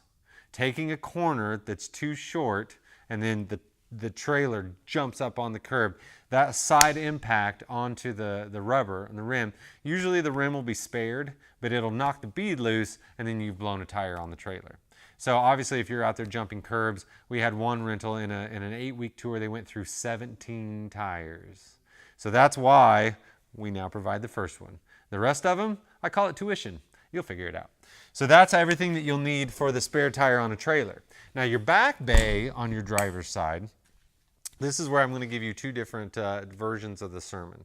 This is the I'm covering my buns version, which is to say in this back bay on the driver's side, this is where your generator plug and outlet that sends the electricity upstairs to the BandWagon, this is where your plug is located, okay? Shore power is officially, strictly forbidden under any and all circumstances. That's why there's a warning tag on the shore power plug telling you that it is strictly forbidden under any and all circumstances. And if you were to use shore power, you would automatically forfeit your damage deposit. Why is that? It's because I know how the BandWagons are wired. I trust the generator. I do not trust venues. Okay, so if you were to use shore power, you've automatically forfeited your damage deposit. Now let's say you're on a tour and you're the support act for, say, on an arena tour, a place that has parking under the venue or has a dedicated on-site electrician, and they put the meter on the plug and you use shore power and everything's fine. If that's the case, I didn't know you used shore power in the first place, so there's really no way that you can forfeit your damage deposit because I didn't know about the shore power. But the reason we do that is so that if you are at a venue, and let's say you don't meter the plug, and let's say the venue has the ground wire and the neutral wire reversed, and you're backfeeding a voltage through the ground, and you've blown everything on board with a circuit board, which is going to be your 12-volt system, all of your electronics, DVD player, stereo receiver, satellite, television, possibly we've seen the refrigerator get blown. So if that happens, then I know that the only way that that's going to happen is because you plugged in shore power at the venue. The generator, if the generator faults out, what it'll do is it'll take out the tail of the generator, but no electricity will be backfed up into the vehicle. So I know that if you've blown all of your electronics, etc., then the only way that that's happened is shore power. So I guess the moral of the story is if you want to use shore power, it's a bit of a gamble. It's all about how much you trust your own acumen when it comes to, hooking up a voltage meter, something like that. But the official stance, the on-the-record stance, is that shore power is forbidden. Now, that being said, the off-the-record stance is in the event that you are at a venue that's trustworthy, there's an on-site electrician that's going to meter the shore power plug for you. It's a standard 4-wire 50-amp plug, just like every entertainer coach on the road. That plug is in the back bay on the driver's side. So let's go around now that we've gone through the driver's side, let's go around to the passenger side and push all those buttons. Okay, so now here we are on the passenger side of the BandWagon, and this is where I was talking about earlier. If you're standing on the passenger side of the vehicle, you're parked at the venue, you see water coming out the back corner, it's probably a problem. It means one of two things. Most likely, your water tank is full and it's coming out the overflow, or you have recently emptied your freshwater or black water tank and you forgot to close off the dump valve. So, a couple things. The back two bays are both used for the black water tank. The only reason that both bays have latches is because it would look weird if one didn't. But this is your black water tank. It's one tank, there's no divider, and this is your shower inlet and your toilet. Now your toilet is mounted straight on top of the tank. It's straight down and straight out. The reason we do that is because unlike a tour bus, we do not have a number 2 rule. If you want to have a poo bus, you're going to have a poo bus. There's no charge for it. Now the consequences, which are obvious I hope to you, those are something you might have to deal with, so you'll have your band meeting and maybe you decide that's not an option. But if it is, it's fine. You can do it just like an RV. It's not a problem. That being said, you want to make sure that you use the highly degradable toilet paper that you can find usually at most major truck stops, a lot cheaper at Walmart, places like that. But it goes without saying, but it should be said, do not use socks, paper towels, t-shirts. Don't put beer bottles, soda bottles, things like this down the toilet. Why? Because it's a valve and it will block the toilet. So let's say you do that because you think you're awesome and you flush a t-shirt down the toilet because you are out of toilet paper and it's an emergency situation. You plug the tank, you've given away your damage deposit. So don't do that. Please, for the love of God, don't do that. It's raw sewage. Now that being said, if your touring party is not hygienically impaired and you're using the shower as you normally would, say, I call it hotel showers, which is turn it on, leave it on 10 minutes at a time. If you're a full house, meaning up to 9 or 10 passengers, and you start your day with a full tank of fresh water, everyone can take a shower, everyone can use a toilet, everyone can wash their hands, brush their teeth, etc., and you won't run out of water. But you probably won't get 2 days out of it. So it's a good idea, again, anytime you have the opportunity to procure fresh water, make sure you do so. Now that being said, if everyone is using a shower as it is designed, then 9 out of 10 gallons of what you're dumping is just going to be soap and water. Your shower will produce far, far more water than your toilet will. So again, your shower and your toilet, they both run together into the same tank. It's one dump valve for both. And to dump it, your dump valve is underneath. It's a manual dump valve. And to dump it, you just grab it, pull it out, give it about a 10 Mississippi until it's dumped, and then close off your valve. Now, this is where I give you two different versions of the same sermon. Now, typically in the tour bus industry, tour buses will usually do what they call the roadside dump. In the middle of nowhere, in the middle of the night, you take an exit ramp, you pull your freshwater or your blackwater valve, give it again about a 10 Mississippi, and then close it off, or drive on up to the truck stop and close it off there, or whatever. To which you say, ew. To which I reply, what?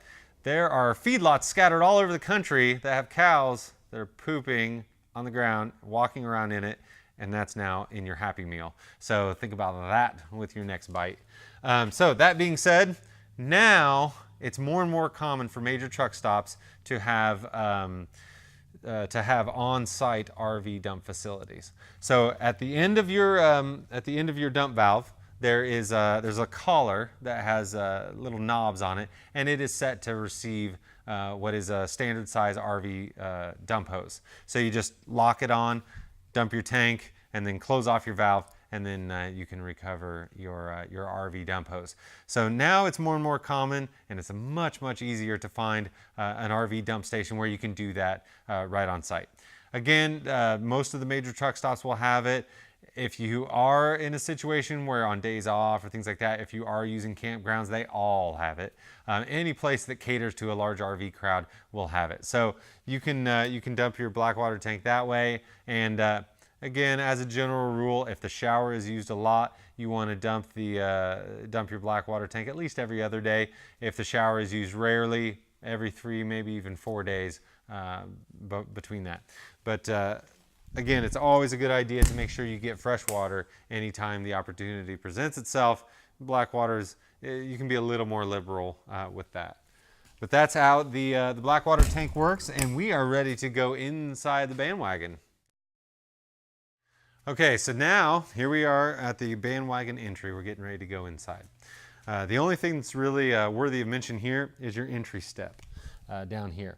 Now, so let's say you're on a rental and you're doing night drives on your tour.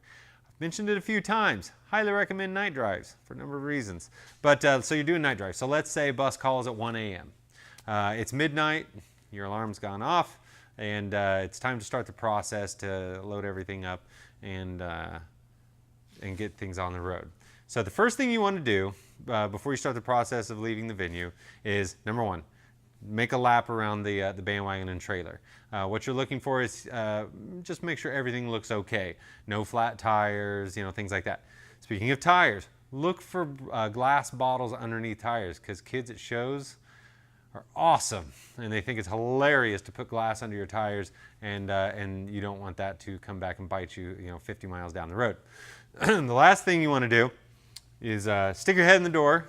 Ask your TM to make sure everybody's on board. Really easy to leave people at the venue and or truck stop. So you want to make sure you have a system in place to ensure that that doesn't happen. But you check to make sure everybody's on board. And then the last thing, because your entry step has been out all day, so you want to slide that in and clip it shut. To clip it shut, all you got to do is just attach it to that little ring. Now, the truth is, the step only sticks out about 18 inches, and odds are you're probably not going to get close enough to anything to where it's going to be much of an issue. But the problem is, that step, you can't really see it in your mirrors while you're driving down the road at night. And where you're really going to get in trouble is when you're pulling into the truck stop, and there's the concrete pylon to guard the fuel pump. Or if you're on a toll road, and your lane will tunnel to the toll booth.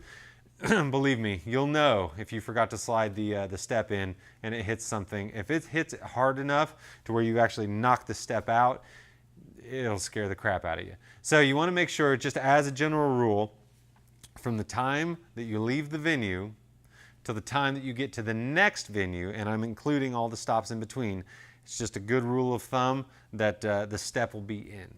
And I say that because all day long, from the time that you get parked at the venue at, say, 10 a.m. to the time that you leave the venue at, say, 1 a.m., you're going to get used to going in and out of the BandWagon all day, and there's that step there.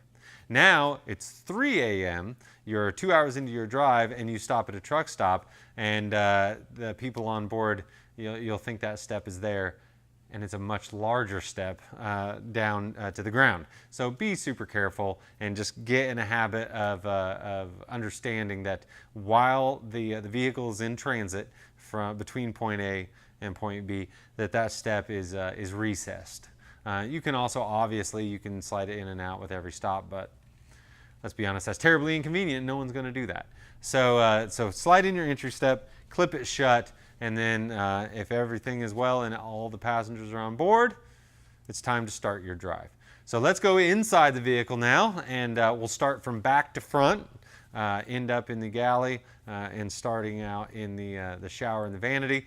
And we'll go through all the sort of highlights as far as the operation of the vehicle. It's really basic, really simple, very intuitive. Everything inside was designed that way on purpose. So don't be intimidated. Here we go. Here we are now in the interior of the BandWagon. Starting in the very back, this is where your vanity and your shower are. And this is the sort of tricky bit when it comes to touring toward the winter months. Two things to note when it comes to the water. One we've already mentioned before, that the water that you're able to procure, odds are it's going to be at a major truck stop. Love's, Pilot, Flying J, TA, and Petro. They'll have water at the pump, but during the winter months, they'll shut the water off to prevent the pipes from freezing. We talked about that a little bit when we went through the cab. But during the winter months, and when I say winter months, I'm saying as early as mid-October, and it can be as late as mid-April, it can be difficult to find water. Usually that's your biggest challenge on the tour, is keeping your diesel fuel from gelling and finding fresh water. Now, another reminder that the water that you're going to procure is non-potable. Do not drink it. Do not use it to brush your teeth. It's fine for shower, sink, and toilet, not a problem, but you want to make sure you don't ingest it. Now, in the event that you do run out of water, which if at all possible, anytime you have access to water, go ahead and fill it up, even if your tank's not empty. But in the event that you do, the water pump is a demand-only pump. That means as long as there's water in the tank and it's able to have prime, meaning pressure, on the lines, then the pump is dead. It's not running. As soon as you demand water, which is to say turn on the water, then that will activate the pump until you shut the water off and it regains prime, and then it shuts itself off. In the event that you run out of water, obviously air will compress at a much different rate, and so the pump is looking for water, and it keeps pumping, pumping, pumping. And eventually, you'll burn up the pump. That's a problem. So in the event that you do run out of water, it's really important that you kill power to the pump. So what we've done is we have wired in a switch that's just for the water pump. Now, as long as the pump has prime, which is to say as long as there's water in the tank, you don't need to worry about it. You can leave it on all the time. In the event that you do run out of water, and you'll know because you turn on the sink and there's no water that comes out, you shut off the main power to the switch, and then eventually once the air bleeds out, then you've killed the power to the pump. Now obviously you still don't have water, your tank is still empty, but at least you saved the pump. Now the pump is self-priming, which means when you do have access to water again, go ahead and hook up your garden hose, start filling your tank. I always say give it about 10 minutes to allow plenty of water to be in the tank to where the pump will be able to get prime again. And then you just turn on your switch, and then it might spit a little bit as it gets purges the air out of the lines. But that's really all there is to it. And then at that point, you leave the switch on all the time, and it's fine. And like I say, as long as there's water in the tank, leave it on all the time, and that's all there is to it. Now down below here, you've got a 110 outlet here. It's pretty self-explanatory. On the newer BandWagons, we have wired in the switch for the shower light. On some of the earlier models, we've got the switch is just like a bunk light where the switch is on the light itself. But in some of the later models, we've wired a switch here. So the one on the left here is for your shower. Sometimes it's on the right, but it's always marked. And then the other one is for the vanity itself. Up above here for storage for toiletries, things like that. Pretty self-explanatory. There's not a whole lot to that. So in this back room here is just your vanity and your shower. Now we're not really going to film the shower because the shower is a shower. The left valve is hot and the right valve is cold. There's really not a whole lot to it. The water system, it starts with your freshwater tank, which is right essentially in the center of the BandWagon on the driver's side. The water lines run down along the wall and it goes to your sink, your shower, and your toilet. That's the entirety of the water system. So if you have water in one place and not another, you're not out of water. It's all linked together. So that's pretty much it in the vanity area. Now let's go check out the bunks and work our way forward. So this is the most important space in the BandWagon. This is where the magic happens. This is your toilet area, and then also this cabinet mounted in the toilet room, the water closet, contains all things for your electricity. So here is your breaker panel with your cheater labels here. There's only one breaker that is a 240 volt breaker, the one here, and that is for your auxiliary heater. Everything else is 110 and everything is labeled accordingly. You can see there's one that's already flipped off. That's because this BandWagon's been winterized and the water heater has no power going to it. Now on this side, this is your 12 volt converter. For the most part, you won't need to worry anything about it, but what you will need to deal with are these light bulbs here. All of the bunks, the toilet, and the shower all take the same bulb, so we've provided two spares here. One, so that you'll have them in the event that you need them, but then also in the event that you need to replace these are just automotive bulbs. You can buy them in a 2-pack all day long. This retails for about $1.50 maybe, and there are a lot of different brands with a lot of different packages, but it's really important to get a 1003. 1003 is the size of the bulb. The base is a fairly standard size, but you want to make sure it's a 1003 because you can get a standard base here with a larger bulb, and if they burn too hot, they have a tendency to melt the fixtures for your bunk. So you don't want to be asleep and then all of a sudden there's melting plastic dripping on your head. So this is your electrical panel here. ACs 1, 2, and 3. Everything goes from the front of the BandWagon to the rear. So the air conditioner in the front is 1, the one in the middle is 2, and the one in the rear of the BandWagon is 3. Your TV, that's all things electronics up front, which is to say your television, stereo receiver, satellite receiver, DVD player, etc.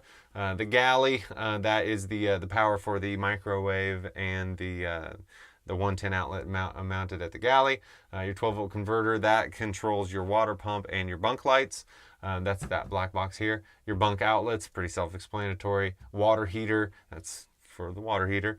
And then your block heater, that is the exterior outlet that's mounted on the outside of the BandWagon near the cab. That is for your block heater, but that's also what we plug our underbunk air conditioner into, which is to say the air conditioner that's mounted underneath the bunk in the cab. And then of course your auxiliary heater here. The only other thing in this room is your exhaust fan switch and your toilet. Toilet's pretty self-explanatory. There's a pedal, you step on it, you flush it. That's all there is to it. So yeah, that's it for the toilet. Okay, so here we are now. This is the bunk area, and all the bunks are the same, so I'm just going to use this one as an example.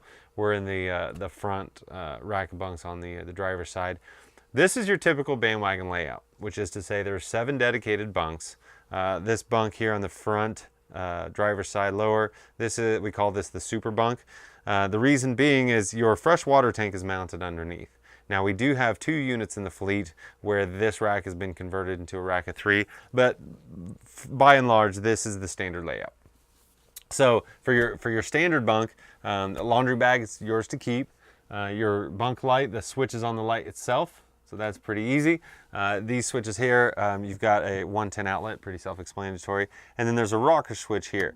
You turn that on, that activates a fan that just draws in fresh air from the outside, because all 3 air conditioners just dump the air out into the main living space. So some people like the fan, the white noise, the feeling of the air on them. Some don't. Vocalists usually don't. It has a tendency to dry out your throat. But that's it for the bunk. Now this super bunk or mega bunk, this is actually, it looks like a couch. It's actually a mattress that we upholster.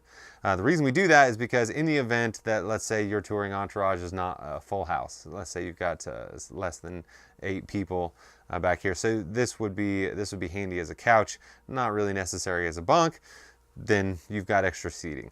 In the event that you are a full house and you do need this as a bunk, these 3 cushions will fit in the cabinet in the very front right corner, and there's an extra set of linens here. So even though it looks like a couch, it's upholstered like a couch, it's actually the same infrastructure as the mattresses in terms of the density of foam that we use. So that's how all that works. And again, underneath the mega bunk or the super bunk, that is where your fresh water tank, your water pump, that's where you can find all of that. And this mattress just comes up and exposes everything there. Really, really easy. Now we're going to talk about air conditioners. And there are a total of 5 air conditioners on every BandWagon. 2 in the cab, 1 on the dash, 1 mounted underneath the bunk, and then 3 roof mounts. Your 3 roof mounts are all the same. Right now we're standing underneath AC number 2. That's the one in the middle. But again, they're all the same. Now, every air conditioner has two different knobs, and there are 2 different models of AC. This is the latest version, but the knobs are the same. You've got your selector knob and then your thermostat. Your thermostat, pretty self-explanatory. It's red on one side, blue on the other. Obviously, red is for heat, blue is for cold. So there are little hash marks mounted on here that tells you sort of where you are. Now, there's a sticker on each AC that we put on there that says never select low cool, and that's exactly what it means. Any of these options are fair game on your selector knob except for low cool. The reason being, what it does is it reduces the fan speed on the condenser fan to about half speed. And you'll hear it here in a minute. It's going to get loud, so I'll wait until the end to turn it on. But whenever you switch to low cool, what you've done is you've reduced the speed of the air going across the coils. But if you've got your thermostat turned all the way to cold, now your compressor is pumping this coolant through the coils all the time, but there's not enough air going across those coils to take any moisture away. So that moisture coming in contact with those extremely cold coils will start to form little ice or frost. And then as it accumulates, then eventually your ACs will freeze up, as they say. Now, it doesn't hurt the air conditioner, but what it does is it cuts off any air supply. So your air conditioner, it sounds like it's running, but if you stick your hand up to where the exhaust is, there's no air coming out. That's because the air is not able to penetrate this wall of ice. In the event that happens, and it typically happens during the spring and fall months, and it will probably happen more often in the evening hours. The reason being, that's when your sun goes down, your temperature drops, and your humidity or your dew point has a tendency to raise, and so there's more moisture in the air to collect on those coils. In the event that it does freeze, then all you got to do, you can either, one of 2 things, you either select over to high fan, which is to say you've cut the power to your compressor so it's not pumping that coolant any longer and it's just blowing air, or you can just turn it off altogether. As far as the amount of time that it takes for those coils to thaw, it ranges based upon the ambient temperature outside. In your spring and fall months, it can take anywhere up to 3 to 4 hours. In the summertime months, 90 minutes to 2 hours. You'll know that it's thawed when you turn it back on and you've got a good strong supply of air. So your selector switch here, you just turn it where you want it. So we'll switch it over to, right now we're on high fan.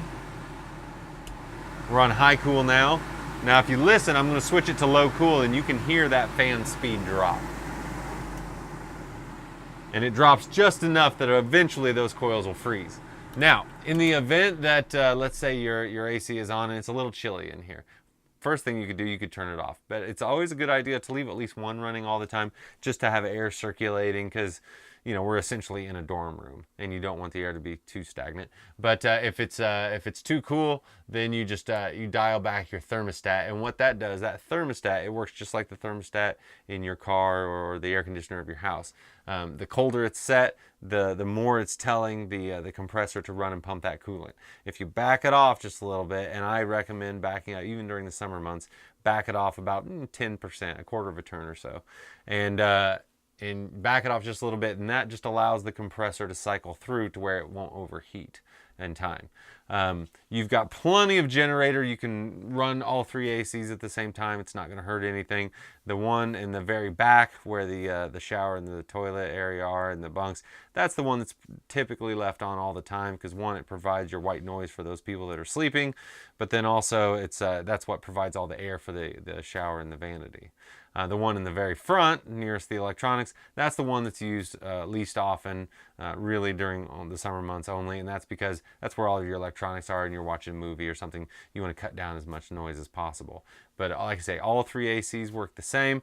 The auxiliary heater, which is mounted between ACs number 1 and 2, that is the thermostat is found above the dinette, and it's just simple on and off. Not a whole lot to that, but the ACs is what was used most of the time. The auxiliary heater is used pretty rarely outside of the most extreme cold conditions. Okay, so here we are now in the galley, electronics sort of area in front of the BandWagon. Not a whole lot to it in general. Pretty self-explanatory, except for the electronics, which we'll get to into some detail. But here we have a microwave. It heats things up. Your trash is right here on top of the galley, and inside of this cabinet door there's a fire extinguisher mounted. It's never been used yet. Let's not let you be the first. And cabinets open and empty for storage. More drawers here for flatware, things like that. Easy enough. All of our electronics are right here. We'll get back to that in a second. And then, of course, you have a refrigerator over here. It cools things down. Should be pretty self-explanatory as well. Now for our electronics, and this is where it can get a little bit complicated, but it's really not too bad. The electronics are in a lot of ways, they're the trickiest aspect to a lot of BandWagons because everyone has a television in their home or apartment, whatever. And so there is a sort of familiarity with the components here that make people think they can just sort of tear into it and start pushing buttons and then bad things happen. So it's really important. It's set up on a very basic level. It's pretty rudimentary. We try to do that so that it's as simple as possible. But the breakdown is as follows. Here, obviously, we have a television. We have a couple different satellites that we use. Most of them now we've gone to the Wine Guard, and it's a simple on and off switch. If you have a KVH, which it would say on the switch that looks like this, it just has a little KVH. That's the same. It's also just an on and off switch. And then we still have a few units that have the TrackStar SV360. Now, in the event that you have a TrackStar, there's a little bit of a readout display on that. For the most part, though, everything's calibrated. If you don't know what you're doing, please don't touch it. Call me if you have any problems. Now, the important thing to remember about satellite, and it should go without saying, but it's not a bad idea to go ahead and say it, is satellite signal will not penetrate through buildings or trees or any sort of obstruction. Another thing that you may not think about, let's say if you're parked in an open lot or a field at a radio show or festival, and you've had satellite all day, if it starts to rain, those water droplets, rather than say a satellite dish that you would have on like mounted on an apartment or a home, those water droplets will collect on the dome and they will actually fracture that signal.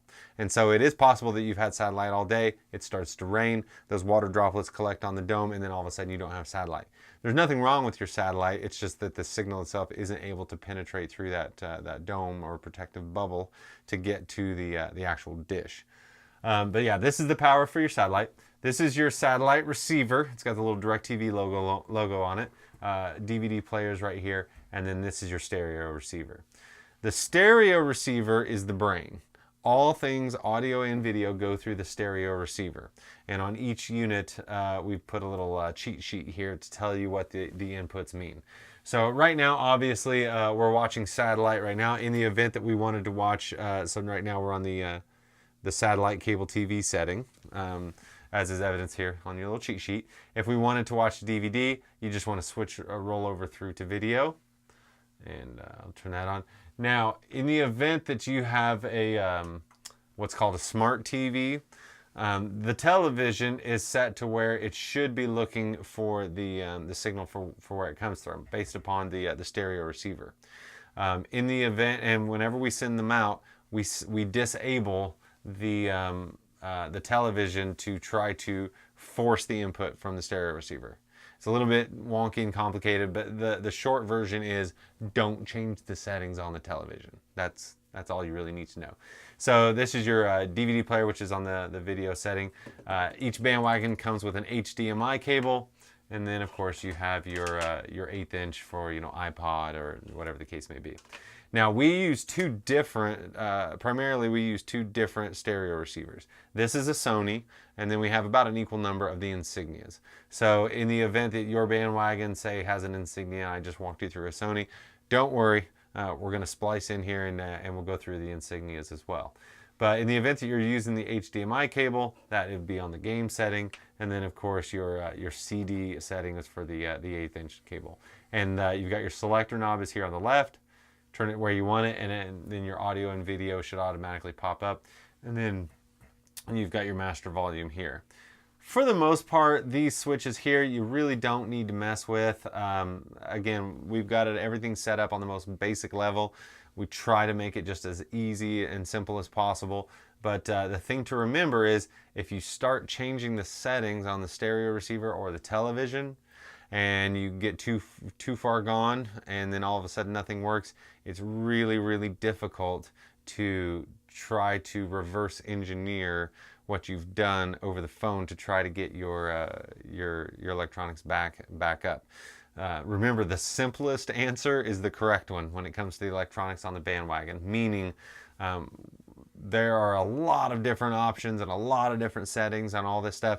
A lot of it, most of it, we don't use. And the reason being is we try to keep it as simple as possible. So please don't take out the stereo receiver and start wiring things up differently. Don't change the settings on the television, because again, it's really hard to reverse engineer what you've done to try to get your electronics to work again. So now let's jump over and we'll jump in another BandWagon. We'll grab an Insignia and I'll show you what those switches do and walk you through how that works. Okay, so here we are now. This is essentially the same layout. Again, all BandWagons are set up essentially the same, but this has a different stereo receiver.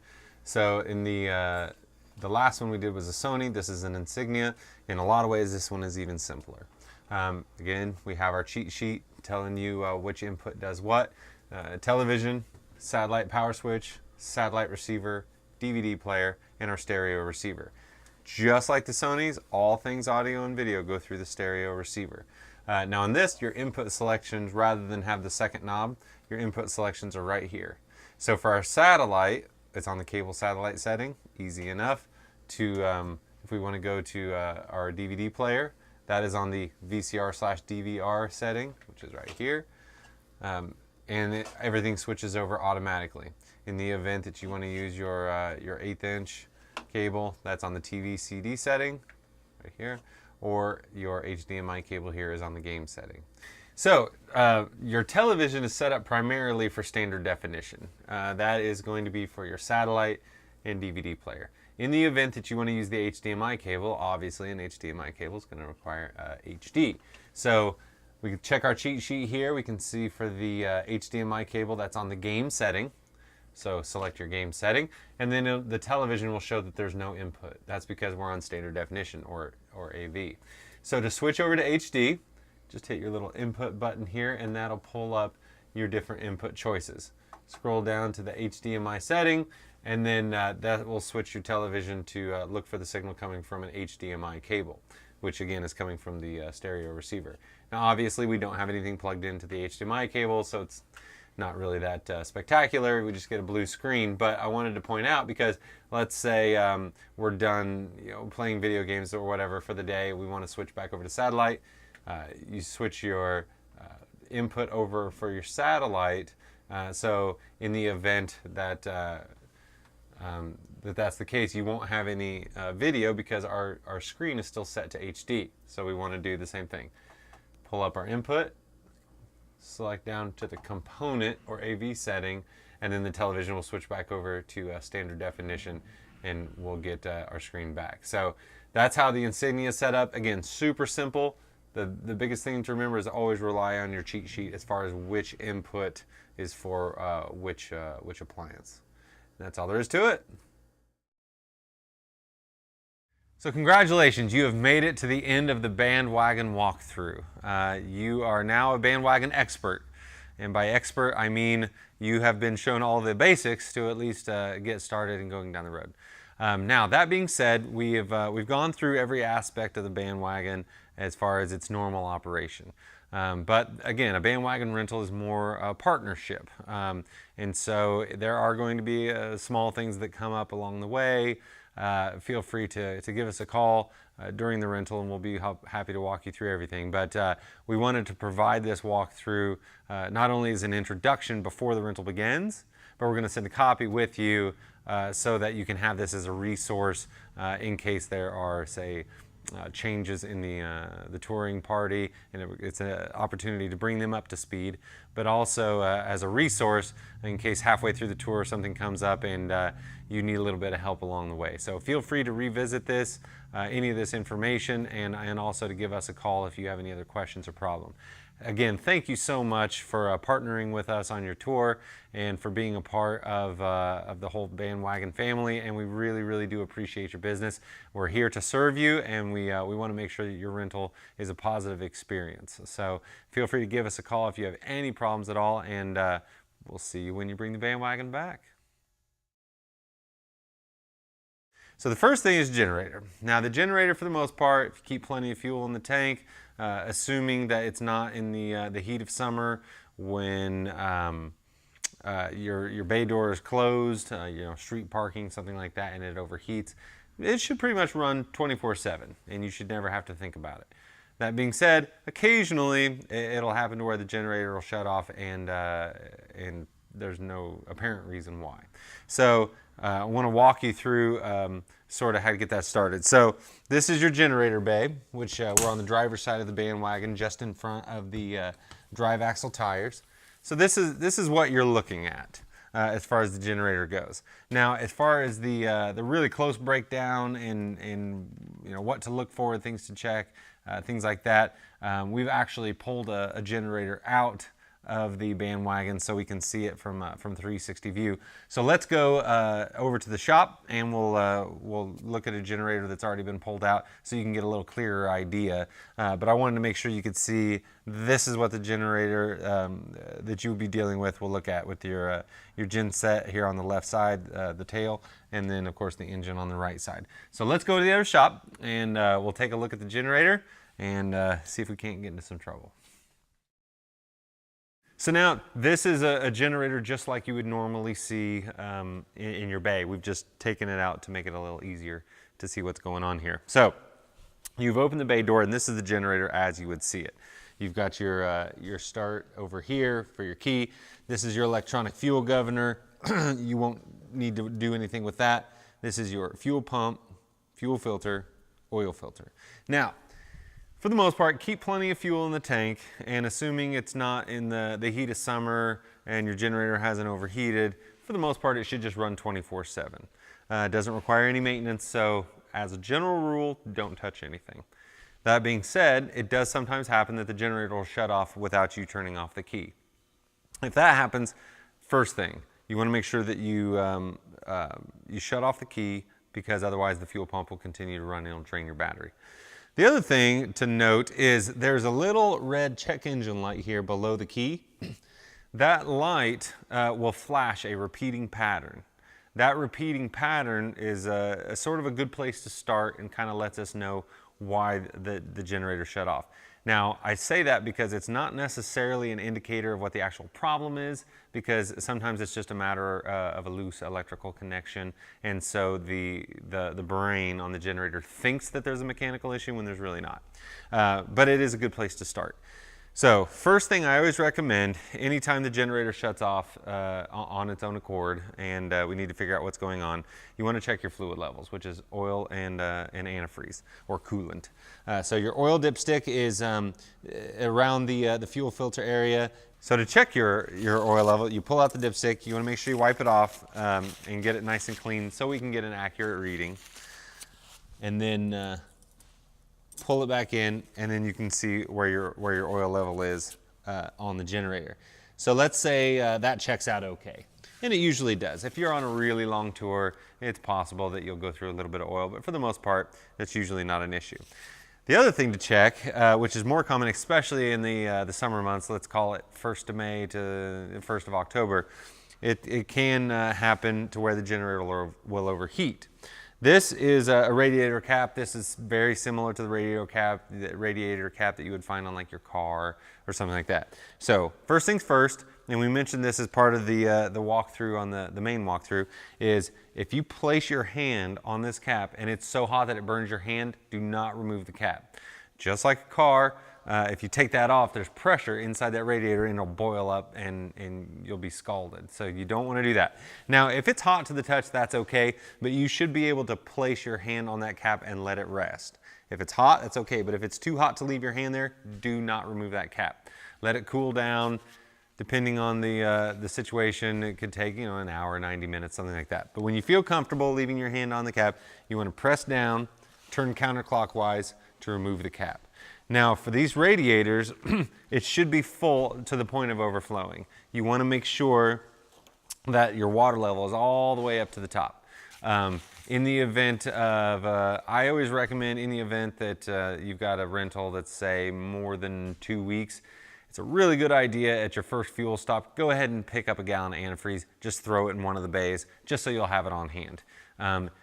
Odds are, if you're gonna have any sort of problem with the generator overheating, it's while you're parked, and now it's a really big inconvenience to try to find an auto parts store or something like that. So it's a good idea to just have a gallon on hand. So top it off, now it's full to the point of overflowing. You, let's see, let's get this off. So you put your radiator cap back on, again, just like you removed it, you push down, now we're turning it clockwise until it won't go anymore, and you're off to the races. So say you check both of those and they were fine, that's not the problem. Now, the generator here will, that check engine light will flash a repeating code. The main culprits for that to happen are your coolant temperature switch and your speed sensor. Now the speed sensor, this is computerized just like any engine now. Your speed sensor is set to where that generator should run at 1800 RPMs. If the generator, the engine, is running at 1800 RPMs, then the tail that generates or produces the electricity will run at 60 hertz. At 60 hertz, at that frequency, now you're putting out 240 volts spread across 2 legs. That's what you want. That's what all of your electronics, appliances, things like that will run on. So this is what tells the engine how fast to run. So it's not terribly uncommon. If this is giving you issues, you can just take this little clip off, take it off, and I recommend using either a piece of sandpaper or a Scotch-Brite pad, just something that's abrasive, because it'll have a tendency to get gunk built up on, something like that. You just want to make sure you get a good, clean connection. If you think about it, or maybe Guitar Tech has a can of electronics cleaner, something like that, that's a spray, an aerosol, that can often be used to kind of spray and just make sure that you've got a good clean connection, and then plug that back in, and then you'll be off to the races. Now, where it's a little bit harder to see, and we'll zoom in here on a tighter shot, but there are also 2 sensors on the back side of your radiator hose right here. This is your coolant temp switch, which also sometimes gives us problems when it comes to the electrical connection. So there are two senders right here. This is your sending unit. We typically don't have a problem with that. This is your coolant temperature switch. So to take that off, press down on that little tab and unplug it, and you can see where it sort of plugs in there. You want to make sure you get these connections really clean. Again, pipe cleaner or a really small piece of sandpaper, spray electronics cleaner will work too. Get that really clean, and then just line that back up, plug it in until it snaps, and you're good to go there. Now the other thing to remember, so all of your wiring, it goes inside this loom. Now, remember, this generator is exposed to the elements for the most part. So there's a lot of vibration, a lot of road grime. You know, it's a diesel engine, so it's, you know, oil residue, things like that. So that's where your electrical connections up here can give you issues. But then also this loom that's down inside this pan. This pan, one, as you're driving down the road, it has a tendency to bounce around, but also just sitting parked, this generator, when it's running, there's a constant vibration. And it's not terribly uncommon for this wiring harness to sit here and vibrate on this metal pan, and then if it rubs the insulation off of just one of these wires, typically it happens somewhere right in here, then if you can see that the insulation's been rubbed, then what'll happen is if that bare wire touches this metal pan, it'll short out. And so that's why this check engine light, it's a good place to start, but it's not necessarily a fail-safe as far as diagnostics go. Now, the easiest way, and a lot of times the most frustrating thing about a problem here where you've got a bare wire, is it's intermittent. So the generator, for the most part, it runs just great, but then every once in a while, it could be every 10 minutes, it could be every 10 days. All of a sudden it's giving you problems. So if that's the case, the reason that that's the case rather is because you're only going to short out or the generator, the engine will die whenever that bare wire touches metal. So it can sit there and vibrate all day, not a problem, until it touches metal. And then it has what you call a dead short. So the things to check, first you check your oil level and your antifreeze level or your coolant level. The next thing you want to check are your connections on your output speed sensor. And the pattern for an output speed sensor is, let's see, it's 2 long flashes and 1 short. Or the other common one is your coolant temperature switch, which is mounted here. And that the code on that is 1 long, 4 shorts. So it'll flash 1 long and then 4 quick flashes, and then it'll go silent for a second, and then it'll flash that repeating pattern again. So the 2 things that you want to make sure you do is check your coolant levels and then just start cleaning and checking connections. At that point, if you can't find anything, once you clean those connections, you hook everything up. If it's still giving you problems, that's the part where you just call the number 812-240-4758, which is also on the BandWagon itself and on the website. And then we'll start walking you through a couple other things. But those are the most common problems. Really easy to fix. Really frustrating, I know, but that's because all of these safety sensors, as frustrating as they might be, it's better to have that than to have no safeties in place, and then all of a sudden if the engine, say, it does overheat and there's no way for it to know to shut down, then the engine will just keep running, and then all of a sudden now you don't have a generator at all. So it's definitely the lesser of 2 evils. So that's your generator. In the event that you do run out of water, which I highly recommend, and I know I say it ad nauseum, anytime you're able to find water, go ahead and top off your tank. But in the event that you do run out of water, it's not terribly uncommon, especially during the winter months. You run the risk of burning up your water heater element.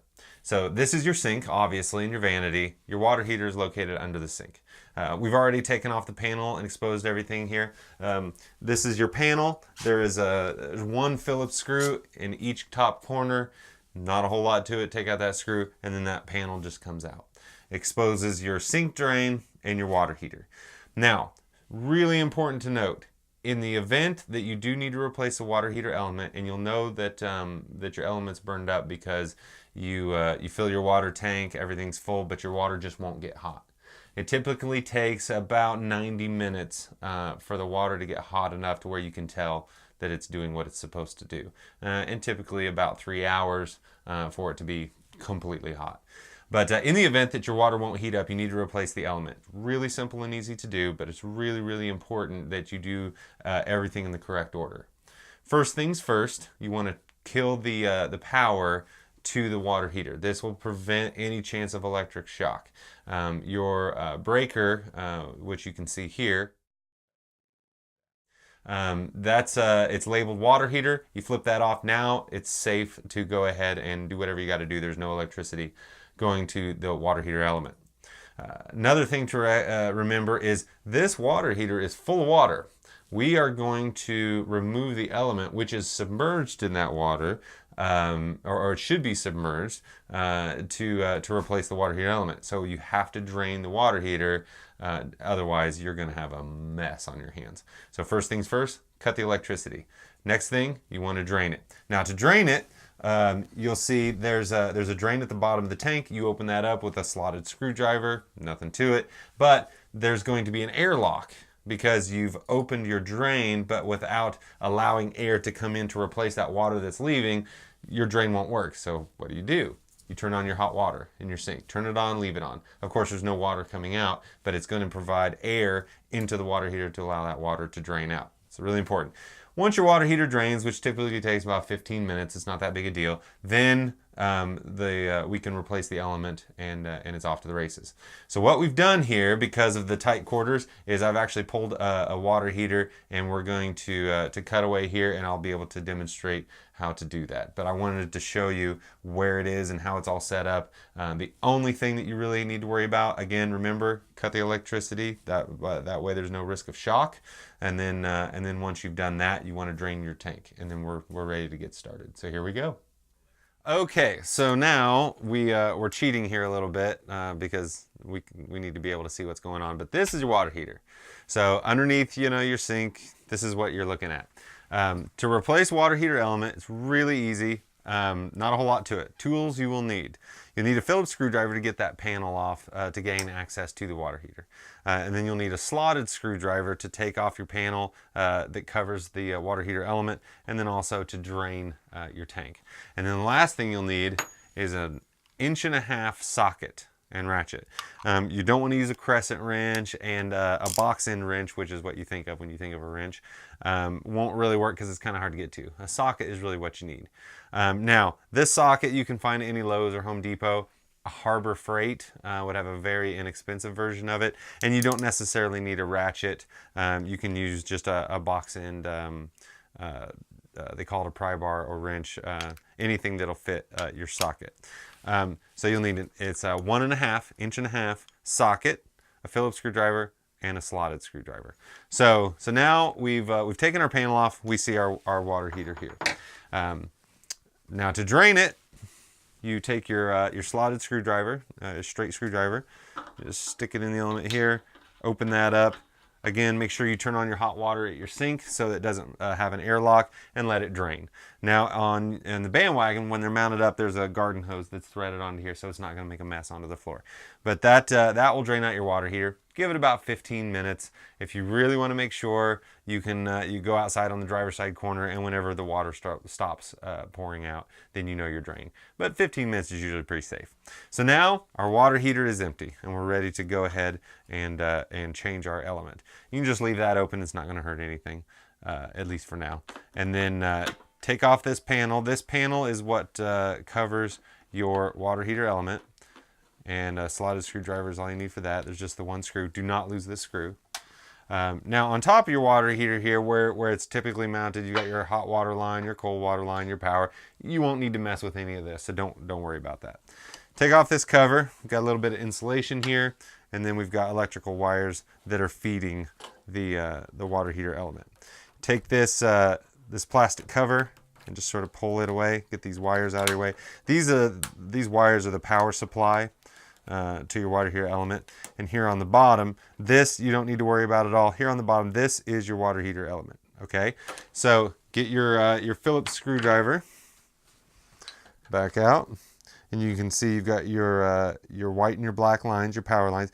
This is a 1500 watt, 1500 watt, 110 volt element. Really important to remember that because you can also get, for larger water heaters, they make a 240 volt element, but you want to make sure you get a 110 volt element. It's probably going to be the smallest one they have available because this is a small water heater. So you loosen these screws. You don't need to take them off all the way, and just pull your wires out. Okay, so now we've taken our power off, and we are ready to take our 1.5 inch socket, Just put it right over the outside, and then take that off, get it started. Push up my hand. And this is all there is to it. This is your water heater element. Obviously, yours is not going to look like this because this is brand new, but it'll have a little bit of lime and scale because remember, you're not getting potable water. So this is your water heater element. You pull that out, put the new one in. The actual element itself might be a little bit shorter. You see them in different lengths. As long as it's a 1500 watt, 120 volt, 110 volt element, then you've got the right thing. So let's pretend this is the new one. Stick it back in. Just get it started. It threads in just like anything. You can get it started by hand, and then whenever it starts to put up a fight, finish it out with your socket. Get it nice and snug. You want to make sure it's tight, so you know it's watertight, but at the same time you don't have to go crazy on it. All right, now. Really important when it's time to put the wires back together. These are your two wire nuts, but you've got two different wires, your black and your white. One of these tabs will have a little bit of a gold hue to it. The thing to remember, and this is true whether it's you're wiring up a light bulb or anything else. Anytime you're wiring 120 volt fixtures, black and gold always go together, black, gold. So in this instance, it's here on the bottom. So let's stick that on there. And with this, it's really important to get a good connection, get it nice and tight, because if you have a poor connection and it's loose, that's where electricity will arc. Which, if I want to be really dramatic, that's when fires start. But more than likely, your breaker will trip. But you just don't want any problems. So the silver one goes with the white wire. Tighten that down. Okay. Now put our little protective cover back on, and there are little tabs, and make sure you get those tabs lined up so it goes on there nice and smooth, which it's not for me right now.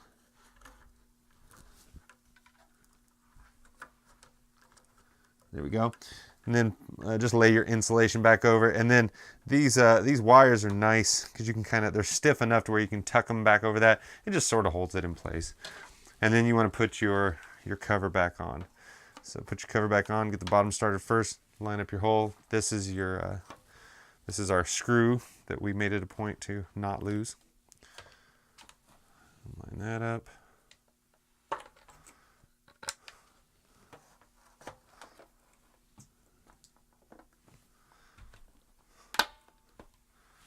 Exciting stuff.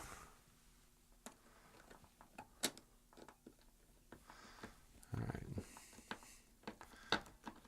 And we'll put this all back together. Now, if you remember, when we drained the water heater, we went ahead and left the drain valve open. Now is the time that you want to close it off. So you close that back off. Now our system is tightened back up again. Now, your hot water should still be wide open, and obviously your water pump switch is off, and obviously the power to the water heater is still off. You want to leave that all the case. But let's go ahead and turn our pump back on. You turn your pump back on, leave the hot water on. There's not going to be any water coming out of the sink because the water heater needs to fill first. You'll know that your water heater is full when the water starts coming out of the sink. When that happens, we know that our element is fully submerged and it's safe to restore power to the water heater. So at that point, you trip your breaker back on and give it, again, 60 to 90 minutes to know that it's working properly, and then in about 3 hours it'll be fully hot and you're ready to use your shower and your sink like normal. But that's how you replace a water heater element. Again, the tools needed: you'll need a slotted screwdriver, also known as a straight or flat screwdriver, a Phillips screwdriver, and an 1.5 inch socket with either a ratchet or a breaker bar. And that's all there is to it.